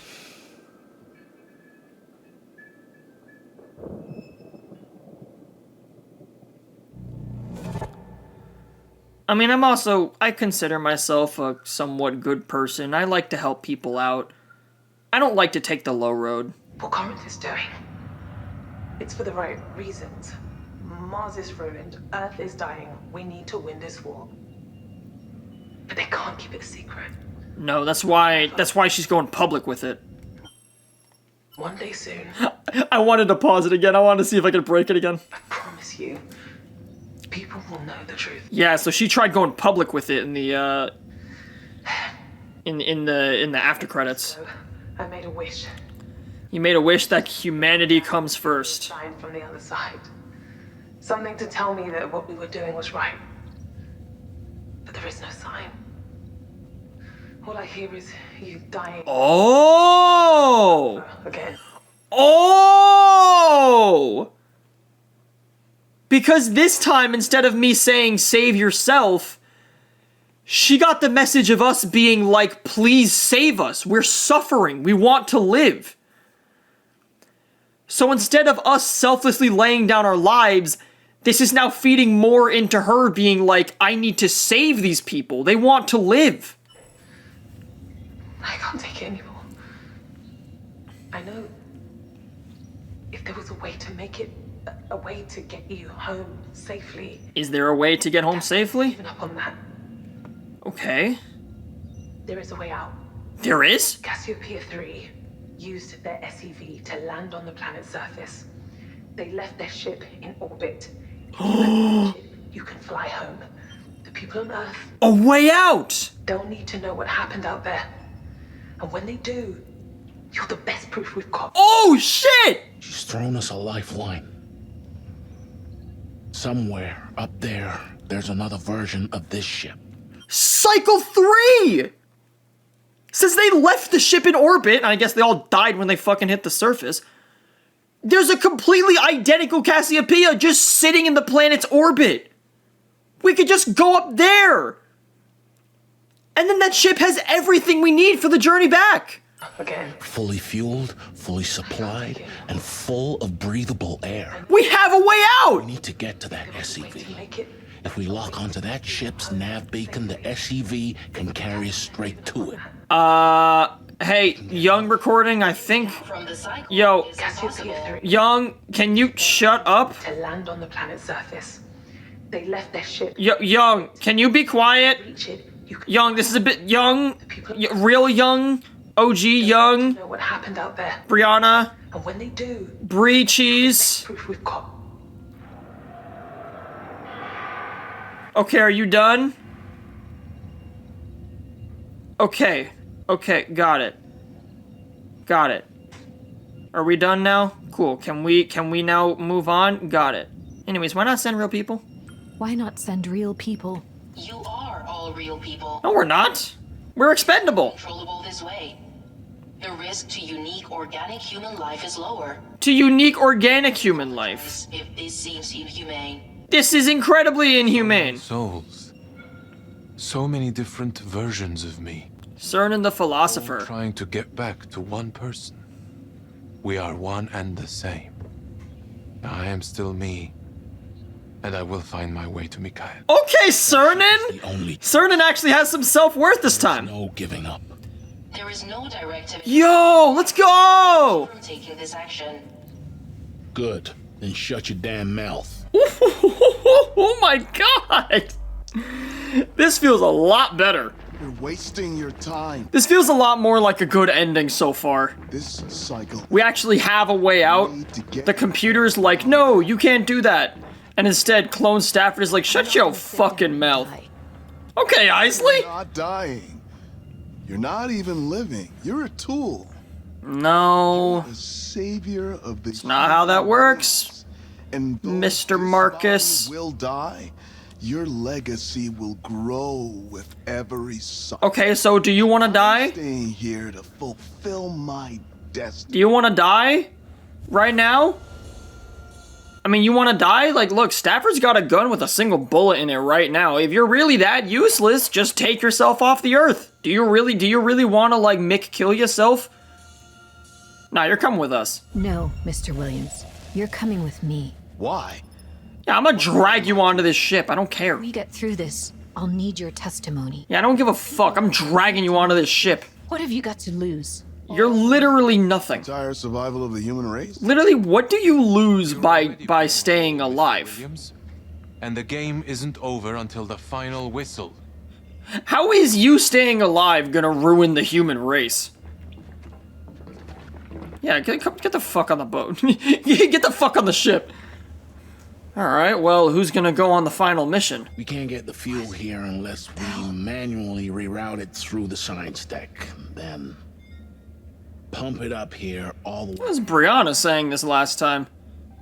So who's gonna go on this mission this time? Time is ticking.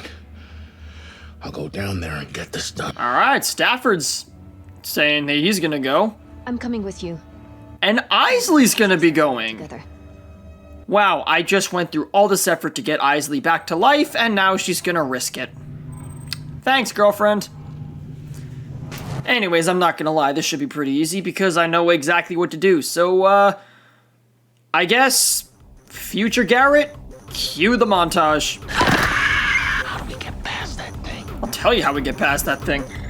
By just running straight at it. Get fucking parried. Oh my lord.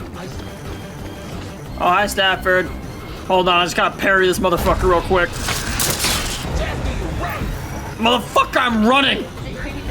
Yeah, look at Carter's loving family. Oh, I forgot to grab the fucking... I forgot to grab the power cell, that's my bad. I've already burned that distraction. So you know what? Give me a hug! Parrot! Yeah, I'm gonna need you to stay electrocuted and paralyzed for a second while I put in this energy cell.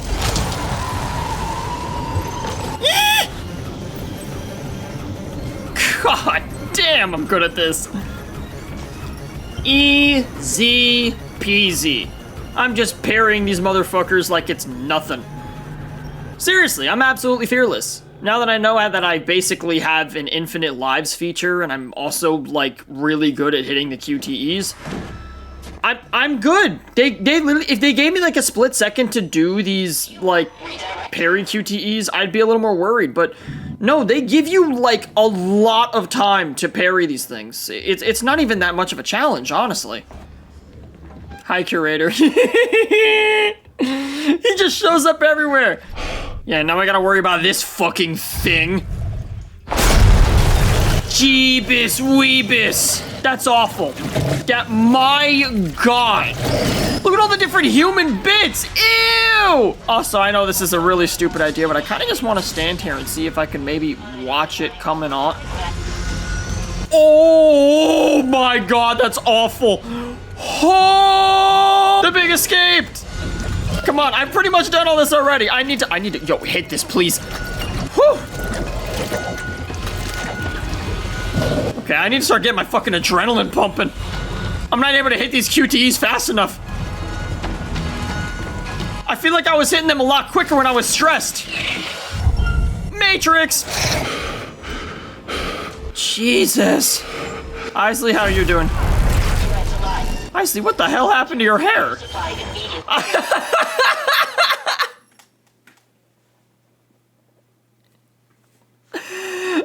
Okay. You look like Mitchell. Yeah, Isley, what the fuck happened to your hair? You know how when people get scared, like, you know the thing where it's like when people get scared, their hair turns white? You did the opposite. You got so scared, your hair turned black from white. What the hell? I wonder if her hair's gonna come back when she leaves. Oh, yep, her hair's back. Why am I breaking the game all of a sudden? I'm not even trying to do that. Oh my god, now I gotta keep Isley alive. I already almost shot you in the face. I'm not trying to feed you to a giant vagina. Whee! Ow. God, you're able to shake off a broken nose quite well. And did anybody just see her break her neck? That was a broken neck right there. She just did like a... She looked like a fucking owl or something. Whoa! Why is the game breaking? What is happening? Oh no! I love the way his scream just cuts off. Anyways, help him. I don't know why the game... I don't know why these games love doing that. They love throwing those kinds of choices in here. They love throwing in the choices of just like, oh no, or do you save them or do you run for your life? When the choice is so obvious every time, it's always save the person. If you don't save them, they then instantly die. That's like what happens every single time. Anyways, Isley, you're the rocket scientist. Go blow this fucker up. While it's cool that Isley's doing this, okay, like, look, while it's cool that Isley's doing this, I low-key feel like it made a little more sense that Young was the one doing this. At least in terms of, like, the story and the celebrity casting. It kind of made a little more sense that Young was the one in the spotlight. You know what I mean? Because Young's the celebrity cast. Well done. I mean, I feel like in all the other games, the celebrity casting is the one to kind of take the lead position by default. All right. The Great Escape. We're almost here.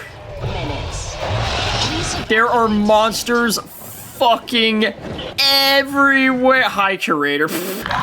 There are monsters fucking everywhere. We need to go. Also, yeah, now Cooper was waiting for us. Dude, I'm gonna be so real. The first time I did this, I mean, I literally said it in the last video. I spent like so long trying to keep track of who was who, because I legit didn't even know how Cooper got there. For a second, I saw Cooper there, and I'm like, wasn't Cooper sitting at the ship the whole time? I thought everybody was just sitting inside of the SCV. Just waiting for these two to get back so then they can, you know, get there and then take off and go flying. So when I saw that Cooper was just here all of a sudden, it made me wonder if I was now playing as the alien. I'm like, and then when Mitchell was there, I'm like, if I open the door, am I going to be playing as the alien and then Mitchell's going to get killed by the alien? I got so fucking confused. I don't even know why this choice exists. They're just giving you one last dilemma of, can I trust the person at the door? Come on, Mitchell. We need all 8 of us. 3. All right, here we are. Here we are, the Great Escape. The one last struggle. All right, come on, come on, come on, come on. Oh yeah, I forgot. Cooper stands here like a fucking idiot and tries to close the door. Like, I get why she's trying to close the door, but then she just stands here. Stop looking. You see what's in the darkness? Nothing, just teeth. Whoa! Ugh. There's nothing but teeth. Sounds like a bad Friday night to me. Fuck. Oh, fuck me. Yeah, that was hairy. Actually, almost failed that one. All right, here we go. Hit the QTEs or you die. This is it. There's another Cassiopeia waiting for us. We just gotta get to the ship. Man, those are really tough storage containers. All right, Stafford. Come on, Daddy Stafford. Run for your life. Yep, hitting these buttons like there's no tomorrow. He stands there, I guess. Yee! Ah, Isley, here we go. Okay, Isley, you run for your goddamn life. I spared you this time, so you better not lose your life again. Come on, come on, come on. Unhook, unhook, unhook, unhook. Awesome. Cernan. Get in here. Whoa! All right, shut the door. Nope. Can't come in, sorry. Boys only. Okay, okay, okay, okay, okay. Come on, come on, come on. I know what I'm doing. I just fuck. God, this ending is intense. Yup, destination Cassiopeia. Come on, come on, come on, come on, come on. Switching to manual control. Come on, I'm finna whip this hoe. Let's go! All right, boosters at max. Starting to burn them a bit. Come on. Need a bit more fire though. Cooper, you want to help out?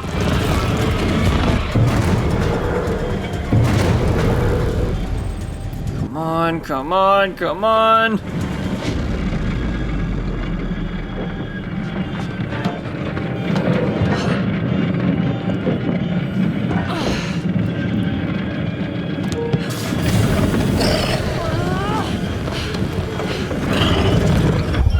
Yeah! Okay, dump him in the mouth. Got him! And now... duplicate this, jackass! Impending meltdown in 10, 9, 8, 7... And with that, we have made it! All 8 of us headed to a better destination than a lifeless booster ring. We did it! The best ending! I mean, it's not really that much different than my first ending. But now I have Isley, and now we're also going to a Cassiopeia instead of a booster ring. It's literally the same thing that we had earlier, but with an actual ship attached to it.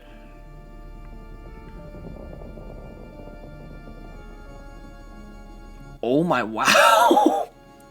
Yeah, that actually is just a Cassiopeia. That's just a whole other ship. That's legit just a whole other ship. Oh my god, Isley, you are alive and with us. Wow, yeah, so look at that. Consequence, homeward bound. We did it! We're heading back to Earth! There's more than enough, like, supplies on here to make it for the 4-year trip, right? I mean, shit, if Carter and Sims could do it, then so could we.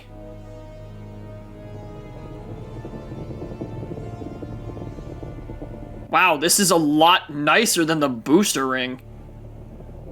Huh, so the choice of, like...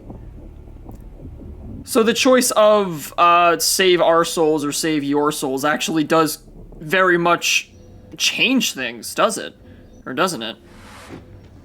Wow, look at this. A completely untouched Cassiopeia. That's crazy. Look. This is the command room. The ship, it's just completely intact. Well, okay, it looks a little broken. This is Commander Stafford of the forward reconnaissance vessel, Cassiopeia.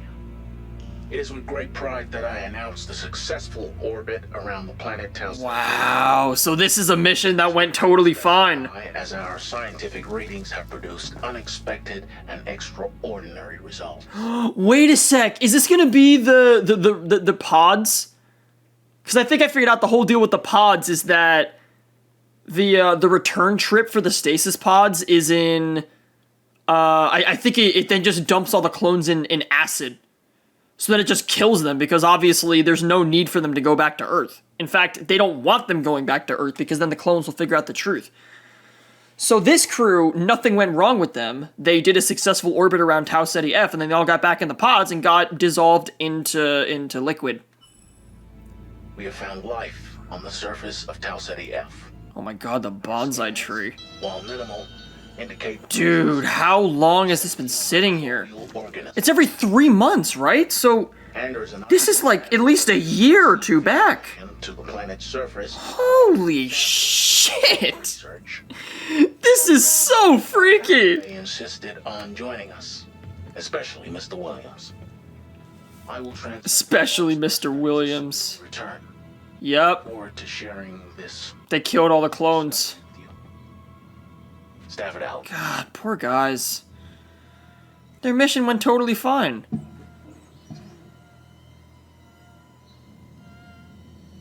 Jesus Christ. Medical emergency, subject terminated. Thomas Carter. The crew haven't returned from Tau Ceti F. We don't know what's happened to them. Yeah. Mission control. It kills all of them. Hypersleep and await rendezvous with the Andromeda. Yep. God willing. They get ordered to get into hypersleep and then they get killed. Wow, that's fucked up. Oh my god. Well, we definitely can't sleep the 4 years it'll take us to get back, but we're all kicking. Here we are. We're all kicking. We're on a totally okay ship. There should be enough food, water, and air to get us all the way back to Earth. And then we're gonna blow the whole fucking cover on this thing. Destination set, Earth. Let's go home. Hell yes! This is the best ending! I didn't actually think there was gonna be a way that we get off the planet. Holy crap! There's actually an ending where we all survive and make it back to Earth.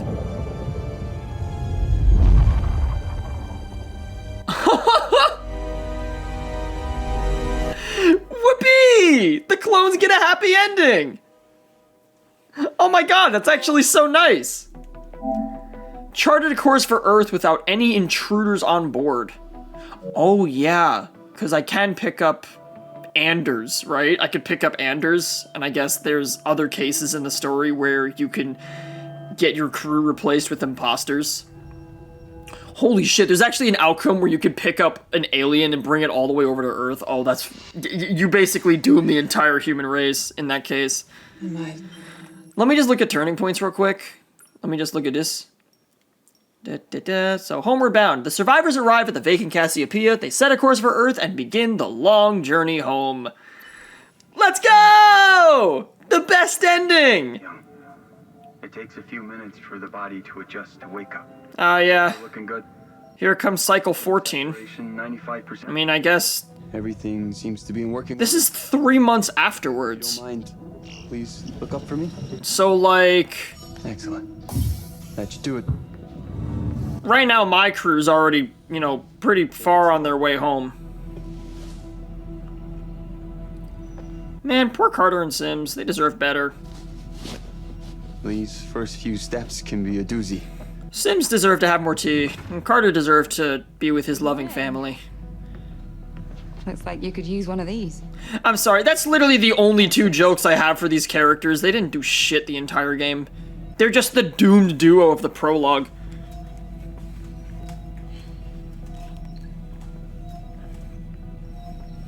Looks like we're on schedule. We're right on top of the marker. Wow, so I was actually really close to getting the Homeward Bound ending. It's beautiful out there. All I had to do was just tell them to fucking save us, but no, I heroically sacrificed my life for the good of humanity. Not a chance. This has always been... I mean... Goddamn right. Honestly, it's a good reason to die. I could do this for... To sacrifice my life for all of humanity. I don't regret my choice on my first run. I don't regret it. At all. I actually think that it was... It was the good choice in the grand scheme of things. But now knowing that there actually was a different option, it then made things a little different. And there it goes. Another cycle. You know, call it a hunch, but if the death stream is anything to go by, I don't think this cycle's gonna end very well.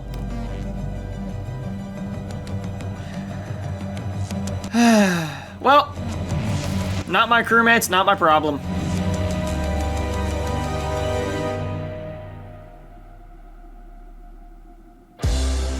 I did it! I win! There we go! The actual best ending of the game. Like, the actual legitimate best ending. Oh, now I gotta sit through the credits though, right? Oh, and then I get that little speech from Isley. Hopefully I've made her sympathetic enough so that she just then ends the clone program. Cause like, the game itself has been... Like, the game itself has been... Like, you know, posing the clone program as immoral, as corrupt, as a bad thing, right? Crew home safely. With the way that, you know, standing against the clone program is something that has to be unlocked and is not the default option, it seems like ending the clone program is what the developers intend to be the good ending. Man. Until then. Wow, it's actually over. Holy crap. I mean, obviously that finale wasn't as intense as the first run through because I actually knew what I was doing the whole time. But holy moly. Corinth is going to make Tau Ceti F. I really do think that this game did have a really interesting story. It was kind of just like regular. There was this whole mystery. I do think the whole clone twist kind of threw everything completely out of whack in a good way. I wish you all it then kind of wonderful Christmases. I only hope that we can return LaMarcus and your families the very best Christmas present. This guy speaks with such a particular tone of voice. It's so funny. My god. There's no room for... But... yeah, basically... wrong because of the design. What I kinda interpret is that stopping the clone program is the good thing. But yeah, I thought the story for this was really, really good. The clone twist was really interesting. It was such a sci-fi mindfuck, and it's just such an interesting like conversation or just concept to think about when you just keep on thinking about it in your head. Distance and duration. When you just dive more and more and more into it and everything that it's implying and everything that's doing, it's so crazy, dude. Like, holy crap. Everything is going to be. But yeah, I'm all good. Things can. I'm now curious how this is gonna end how this is gonna change the ending cutscene. I also want to finish this sometime soon. It's already fucking 12:20 a.m. Dude, I got work in like 7 hours. This took way longer than I thought it would. Oh my lordy. Faced with oblivion. Ah, yes. And now, let's see how they react to Cycle 13 going rogue and fucking escaping the cycle. We must weigh who we are and be prepared to lose it all. Let's see how they react to the cycle being now broken by number 13. Kind of an unlucky number for them. Cycle 13 or lucky? Significant milestone no, for the 13 is an unlucky number. For the first time, the life form intercepted the Cassiopeia outside orbit. The clone crew survived the crash and managed to broadcast a message. Save our souls, we're selfish. It was a distress signal. On my orders, Williams deployed a neural control compound onto the planet's surface, but it failed to establish control. So they're trying to harness this thing like a tool. It could become a viable path. This is weird, man. Williams executed the directive without any of the crew noticing. Yeah, LaMarcus is really on that shit. He was stealthy. As for the crew themselves, 8 souls escaped the planet's surface. Thomas and there's Carter and Sims. Man, Sims looks miserable. I honestly, it didn't even occur to me until I rewatched this footage when going through part 6. You know why she looks miserable? It's because her entire job is to look at dozens of iterations of her. At this point, to look at 13 different iterations of her slowly losing their mind due to isolation, and then most of the time subsequently dying. Do you know how much that probably fucks up a person to watch themselves slowly lose their mind and eventually lose their life over and over and over again? Do they have therapy in the future? Because, my God, I really hope this job gives you that.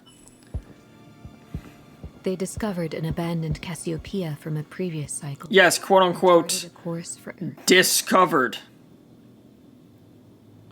Quote-unquote discovered. Totally not the fault of that little convict to your left.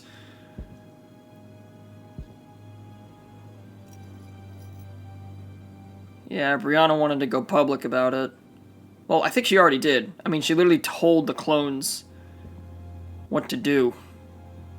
Never forget why you started. I joined this project because I believed it would secure the future of humanity. The more we learned about the life form, the greater our chances of survival. If it could be sculpted into a tool to save humanity. So yeah, they wanted to use it the same way that the fucking aliens in House of Ashes did. It's a strange word, isn't it? Humanity. On one hand, it's a definition of us as a species. I'm guessing they wanted to use it to like try and rebuild the Earth or rebuild the human race or something. Attributes, I don't know. But forgotten. Our fight for survival should never come at the cost of our humanity. We can no longer hide behind. And there we go. Death. We must first stare it in the face. All of us. Together. And with that, Isley has ended the clone program once and for all. Saved the whole crew.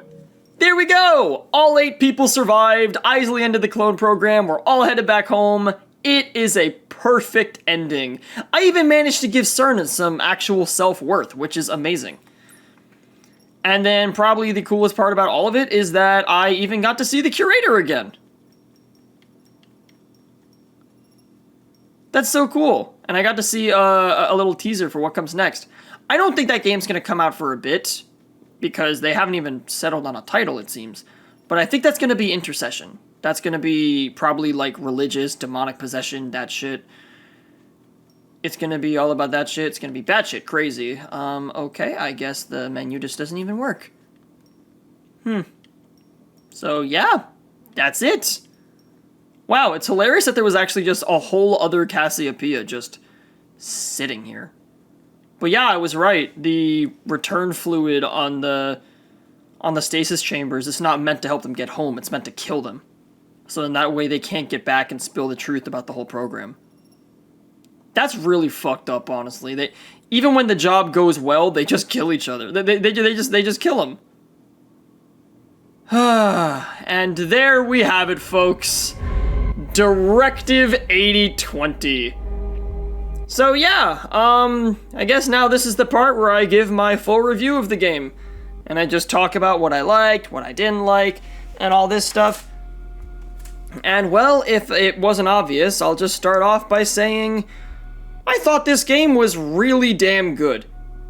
It really was, compared to, if you look back at like Man of Medan and Little Hope, like where this franchise started out of like Dark Pictures, and you look at this game, holy moly, I know this game takes place in the future, but this is like a fucking massive step forward in like all the right ways. I do think that having a big cast definitely helped, because it gave a lot of differentiation and a lot of acting and characters. But I thought this was overall a really, really, really good game. So let's talk about some stuff. I guess I'll start off with the story. I've already talked about the story, but like, the story of like, you know, getting to this thing, learning about, like getting to Tau Ceti F, learning about the alien. And I will say, like, I think one of the small gripes that I have with the story is that I feel like it took like a little long for the threat of the alien to actually be realized. Like, it was a bit of a slow burn all the way up until halfway through chapter 6. And then once it hits in chapter 6, once they actually found out that the alien can mimic people, it then just exploded into like all this paranoia and stuff. That's what I thought most of the game was going to be. So I guess I did find it a little weird that it took them that long to like really introduce the alien in its full glory. But overall, I thought the story was pretty cool. I mean, actually getting to Tau Ceti F and then just kind of seeing how the mission goes, seeing the alien, you know, figuring out how Sims is going crazy and attacking people, seeing the growth appear on the ship throughout the entire thing, and then eventually finding out about how bad the alien is. And then right when right when you think you're screwed, you're like, oh my god, we can send out a message to Earth. And then the game drops the huge bomb that you're actually a bunch of clones and that the mission isn't at all what you thought it was, and that you're pretty much just a bunch of disposable clones that are just sent to accomplish this one thing, and that's it. I mean, I feel like I've just used the word sci-fi mindfuck a lot, but that's literally all I can do to describe it. That's all I can say to describe it. It's just a giant mindfuck. It's just a huge existential crisis for everybody, because they all realize, like, oh my god, I'm not actually myself. Like, the person who I am is actually living a life back on Earth perfectly fine. It's really, really wacky. But yeah, once that happens and you find out the big twist, then you learn the whole, like, truth of the mission, and then you start making plans to actually get out of there. And it's really interesting, because there was a lot of foreshadowing and stuff that went into that. I actually ended up missing that fucking pamphlet that said Corinth has been investing heavily into clone technology. That was a pretty massive hint that I just never even saw on my first run. Or maybe I did, and I just never even pieced it together. I don't remember seeing that, though. But yeah, I thought the clone twist was really interesting. It definitely took like a... It took like an okay story and then elevated it to being like okay, this story's actually pretty crazy level. So I guess alongside the story, you know, what's a story without good characters? And obviously there were 10 freaking characters in this game. There were a lot of them. Albeit 2 of them were just prologue cannon fodder. But all of the characters were really good. I thought all of the characters had like these, like, they all had very distinct personalities. Where, you know, like, Brianna was like the main character, Stafford was like the stoic general and the father figure, I guess. Mitchell was like the funny comic relief. Cernan was like philosophical and like level-headed. Isley was like the wicked smart and analytical one. Anders was also smart, but she was, you know, she was more chill and she was a scientist and she did things more like... She was more like scientific, where Isley was more analytical. Then Cooper was in the Marine. She was traumatized, but she was also fucking tough as nails and constantly being a badass. Then there was Lamarcus, who was just... Lamarcus just acted really weird the whole time, and you could always tell that he was up to something, but you didn't know what. I feel like there's other characters that I can't remember right now. No, I think I listed off all of them, actually. Yeah, I think I listed off all of them. If I'm forgetting one of them, then that's just because it's really late at night. But yeah, all of the different characters I thought were really good. They all had really distinct personalities, and it definitely helped, like, set them apart and really, you know, give them all, like, these very different feels compared to one another. Like, I mean, look, all of the characters are kind of hit or miss in these games. I think the character writing was definitely a lot better in this compared to some of the other games. Like, some of the other games... Like, I'm gonna be so real, I think in, like, Man of Medan, Devil in Me, and... In Man of Medan, Devil in Me, Little Hope, and then, like half of House of Ashes. Or actually, no, not really half, maybe, like, 2 of House of Ashes. 2 of the characters in House of Ashes, as in the ones that can die before the end of the game. And then also, I guess, technically not the characters in Little Hope, because obviously the whole thing in Little Hope is that you need to make them survive by making them be better people. But the 3 characters that make it to the end of House of Ashes, guaranteed, are, like, those guys have depth. And I know, like, Jason and Salim are considered by pretty much everybody to be, like, the best characters in the franchise because they had a really, really fantastic development. This game definitely did a lot better in the character writing department. I guess, actually, one thing that I can also talk about is the Destiny system, where, like, really interestingly enough, they actually made it so that instead of you making a choice at certain sections, instead, the game kept track of, like, which of the two versions of a character you're, like, building towards more. And then at certain points in the game, instead of making you, you know, decide something, the game would actually then, you know, take the character that you've built and have them automatically make a decision. Like how Cooper was given the option on whether or not she wanted to drug Williams, or LaMarcus. However, like, if you kept her professional, and you kept her as a person who would say no to that, then bada bing bada boom, she actually says no, and you don't get a chance to change that because that's the person that you made her. Obviously, at the very end, there was the whole deal with, you know, like Brianna, if you make her be empathetic and supportive and loyal to people instead of just being, like, super serious and resolute to the cause of saving humanity, you can make it so that she actually wants to save humanity. You make it so that, not humanity, she wants to actually save the clones and she feels empathetic towards them. And then that can actually take you towards the best ending. And then obviously at the very end, if you make Isley more focused on ethics or more focused on results, if you make her, like, humanitarian or, I guess, like, at any cost scientist, then she either decides to end the clone program or continue the clone program, citing either moral or research-based grounds on, like, why she should do this. That was very interesting, honestly. The fact that, like, some choices in the game are just automatically made for you because of the way that you build up the characters' personalities.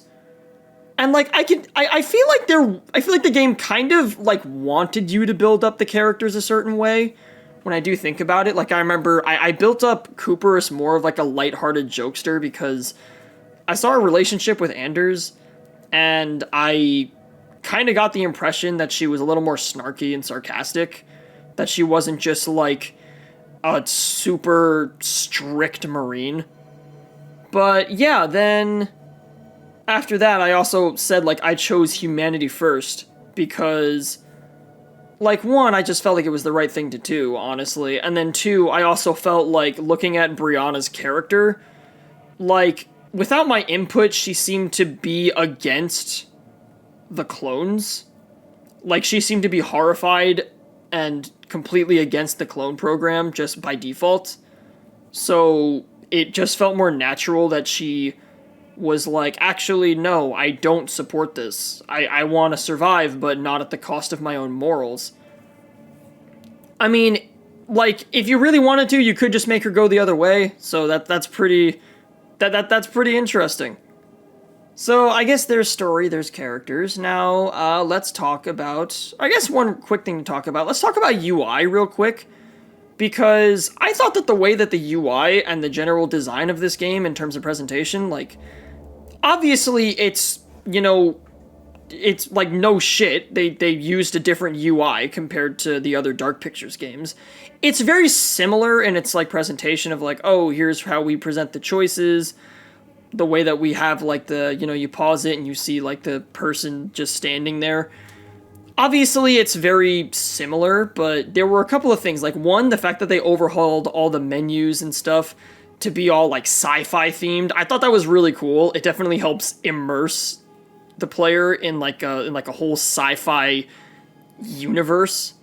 Because, I mean, if they just used the same font, like, yeah, it would have been sci-fi, but I'm not gonna lie, if they just used, like, the same Dark Pictures font and presentation, it definitely would have taken away from the sci-fi feel of it a little bit. Honestly, more so a lot. It definitely would have taken away from the feel. So the fact that they overhauled everything to have, like, this futuristic feel to it definitely helped with the world building. And then also, they found a really good balance when it came to the aspect ratio. Because for the first 3 games, they had just the cinematic aspect ratio. And then, for The Devil in Me, they did full screen the whole time. And I think they were struggling on whether or not they wanted to do full screen or cinematic. And in this game, they actually found a really cool blend for it. Which is that when shit is happening, it's in cinematic. However, when you're walking around and doing exploration, the game then goes into full screen. When you're like walking around and you're doing stealth and you're exploring, then the game goes into full screen so you can actually see your surroundings a lot better. I thought that was really cool. I just like how they struck that balance and it just felt super natural. Like, I remember me personally, I'm like, I kind of enjoyed the feel of the full screen more. Like, I enjoyed the feel of, like, the full screen game more. It felt more like a video game instead of, like, an interactive movie. But, honestly, I didn't even mind the cinematic camera. I mean, I didn't mind the cinematic camera in general, but in this game, it just felt so natural with the way that they, like, presented it. It was super cool. And then, I guess while we are on the topic of, like, exploration and stealth and stuff, let's talk about now the mechanics.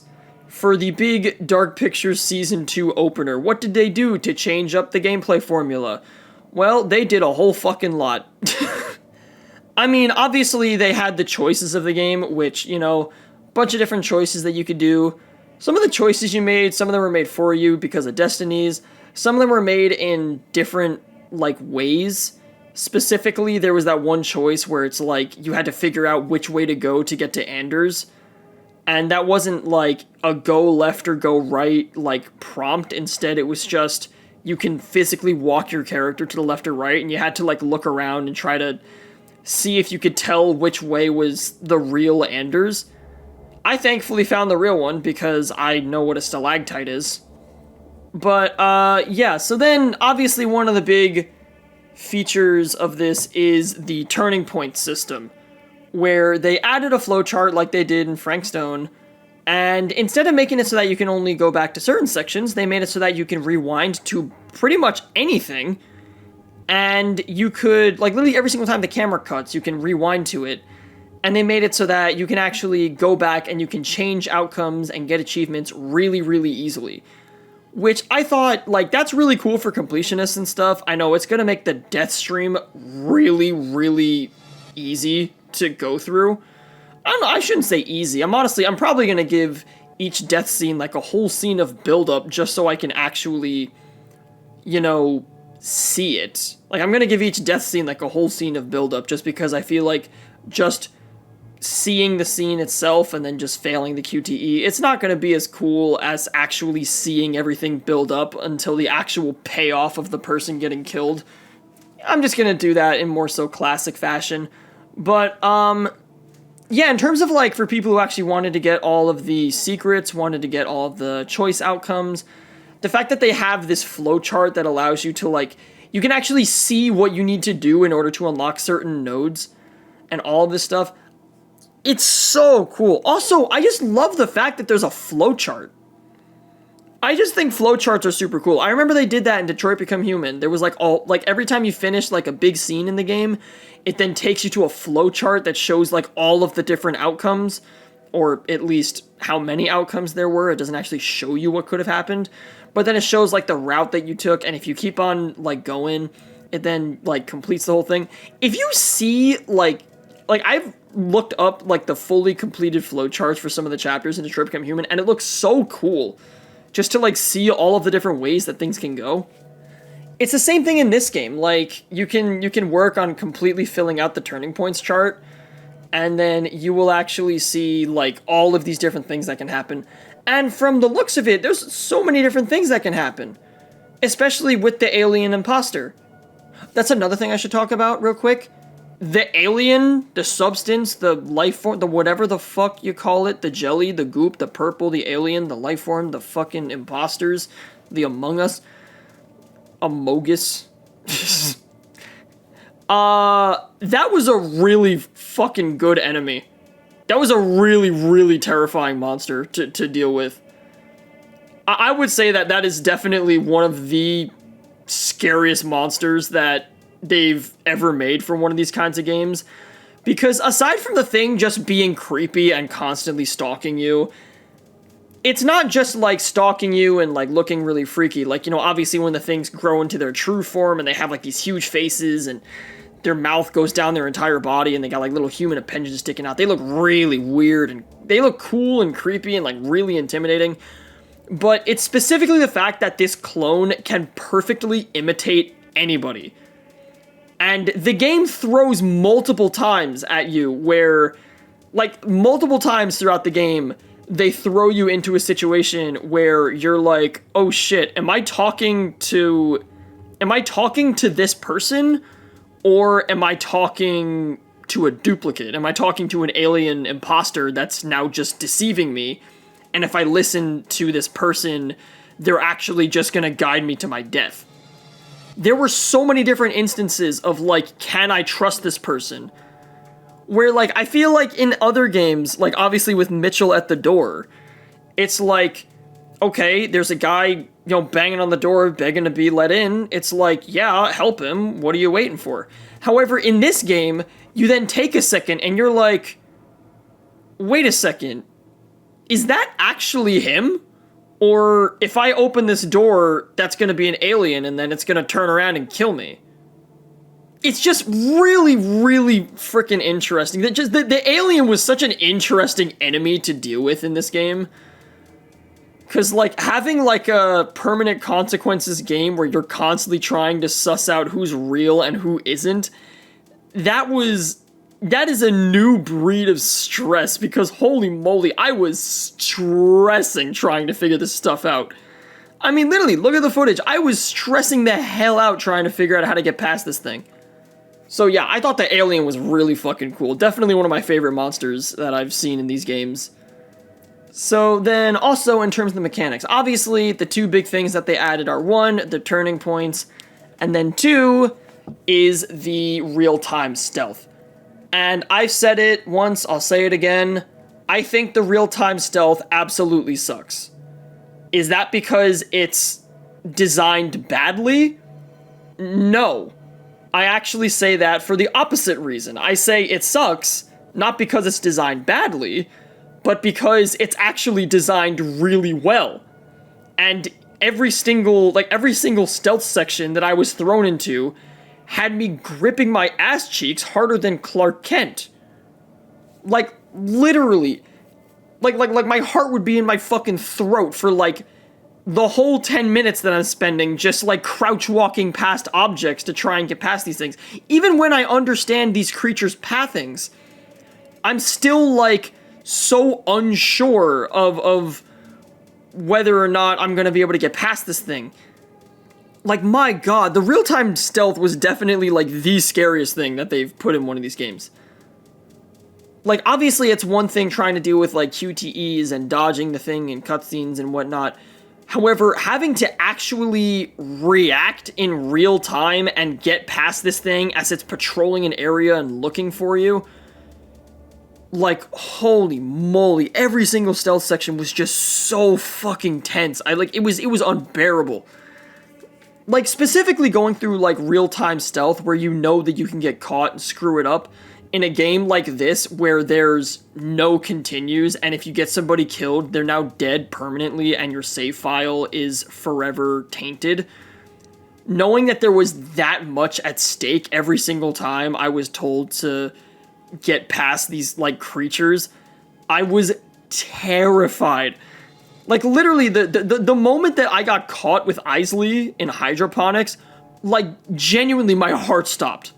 Like, I actually was, like, frozen in fear. I legitimately froze for a second until I remembered, oh wait, I can actually hit a QTE and save myself. So yeah, I thought the stealth was really, really fucking good. I don't know if they're gonna do stealth again. I don't know if they're gonna do it again because, like, I don't know if the next game in the series is gonna involve stealth as much. I mean, if they do, I feel like it's not going to be as scary because now I know that I can parry shit. I mean, I will probably still, like, try and stealth stuff, but, like, I think obviously the stealth worked really well for this kind of game because obviously you're dealing with the alien and this disgusting, Also really well-designed growth that has all these human appendages sticking out. You see it like slowly take over the entire ship, and it's really freaky. Looks like the Thing. Looks like a Resident Evil boss. It looks like the Thing. It looks like Resident Thing or the Evil. Nah, I think Resident Thing makes more sense.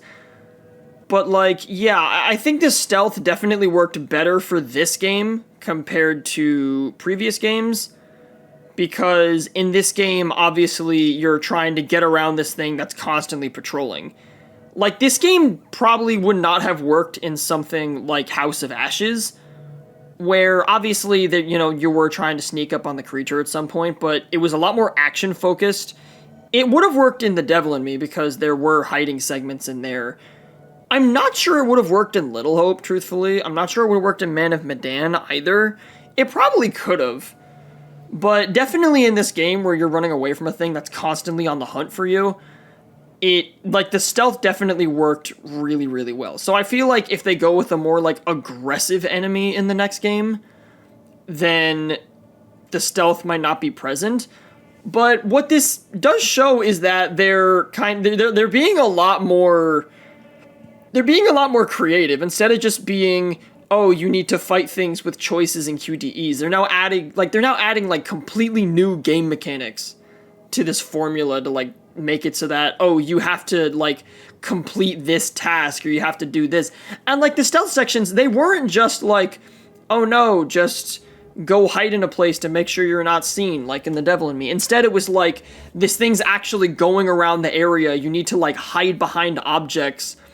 You need to, like, watch out for broken glass on the floor. If you turn on your flashlight and the creature sees it, it could actually see your flashlight and then, like, go over there and it gets alerted. There were some instances where you then, like, in order to get through, you had to find a power cell and unlock the door. So, like, you couldn't actually get out until you found, like, this battery first.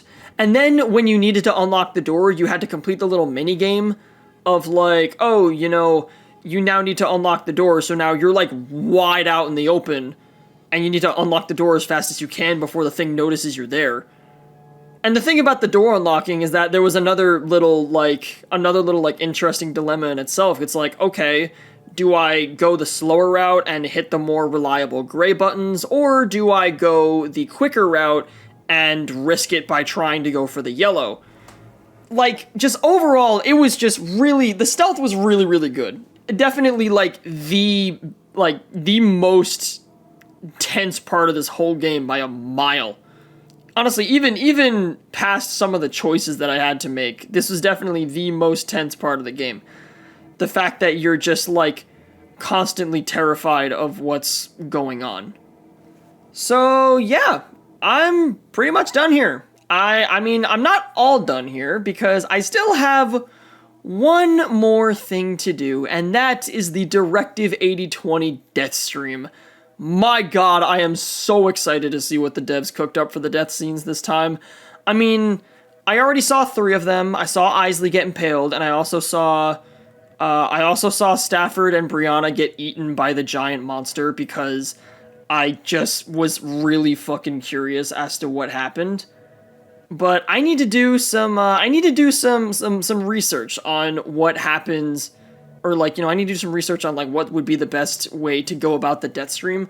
I do actually have a bit of a plan already, being the fact that, here's what I learned. Remember that node back in chapter 6 that said like, have less than 3 playable characters alive, and then the chapter ended?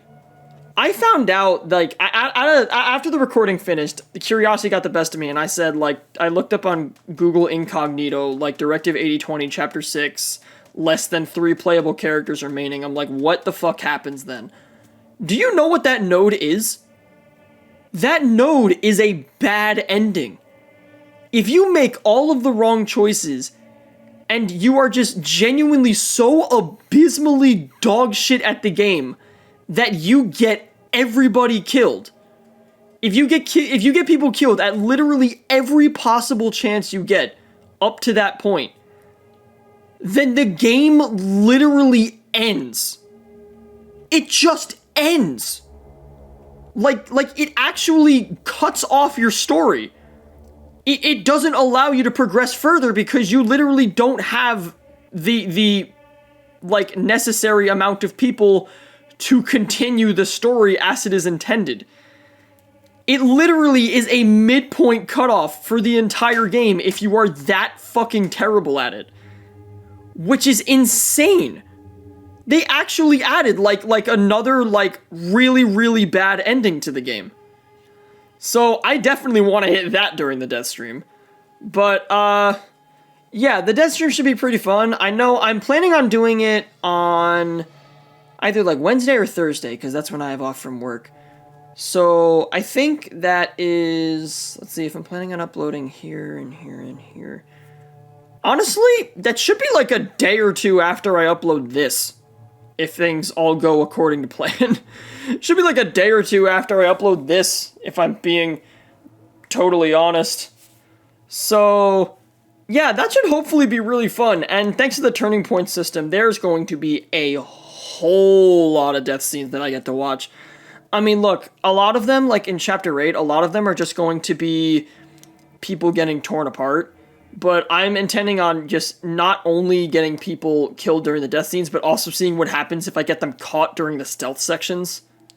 There's a lot of things that I'm just really, really interested in seeing what happens. Like for instance, seeing what happens if I just fucking wing Sims into space.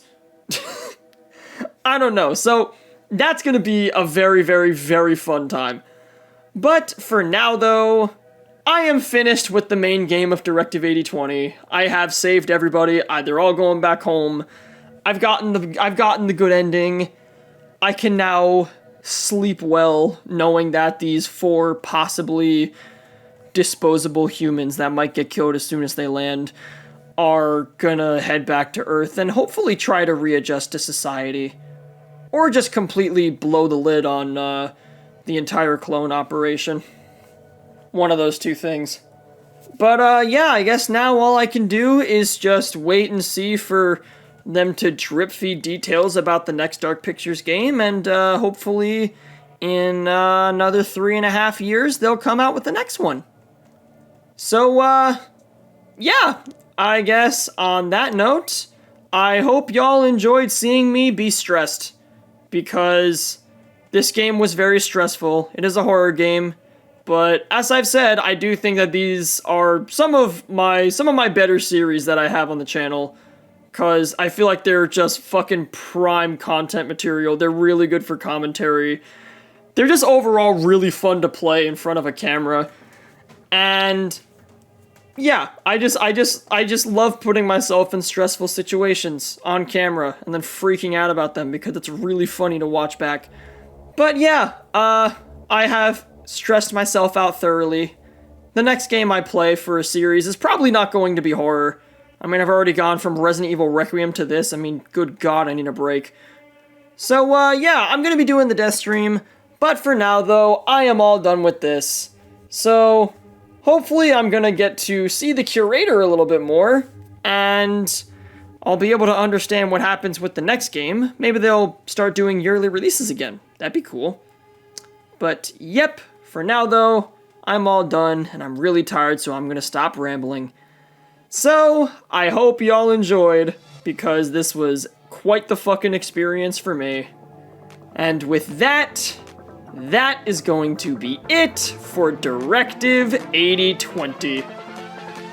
Later!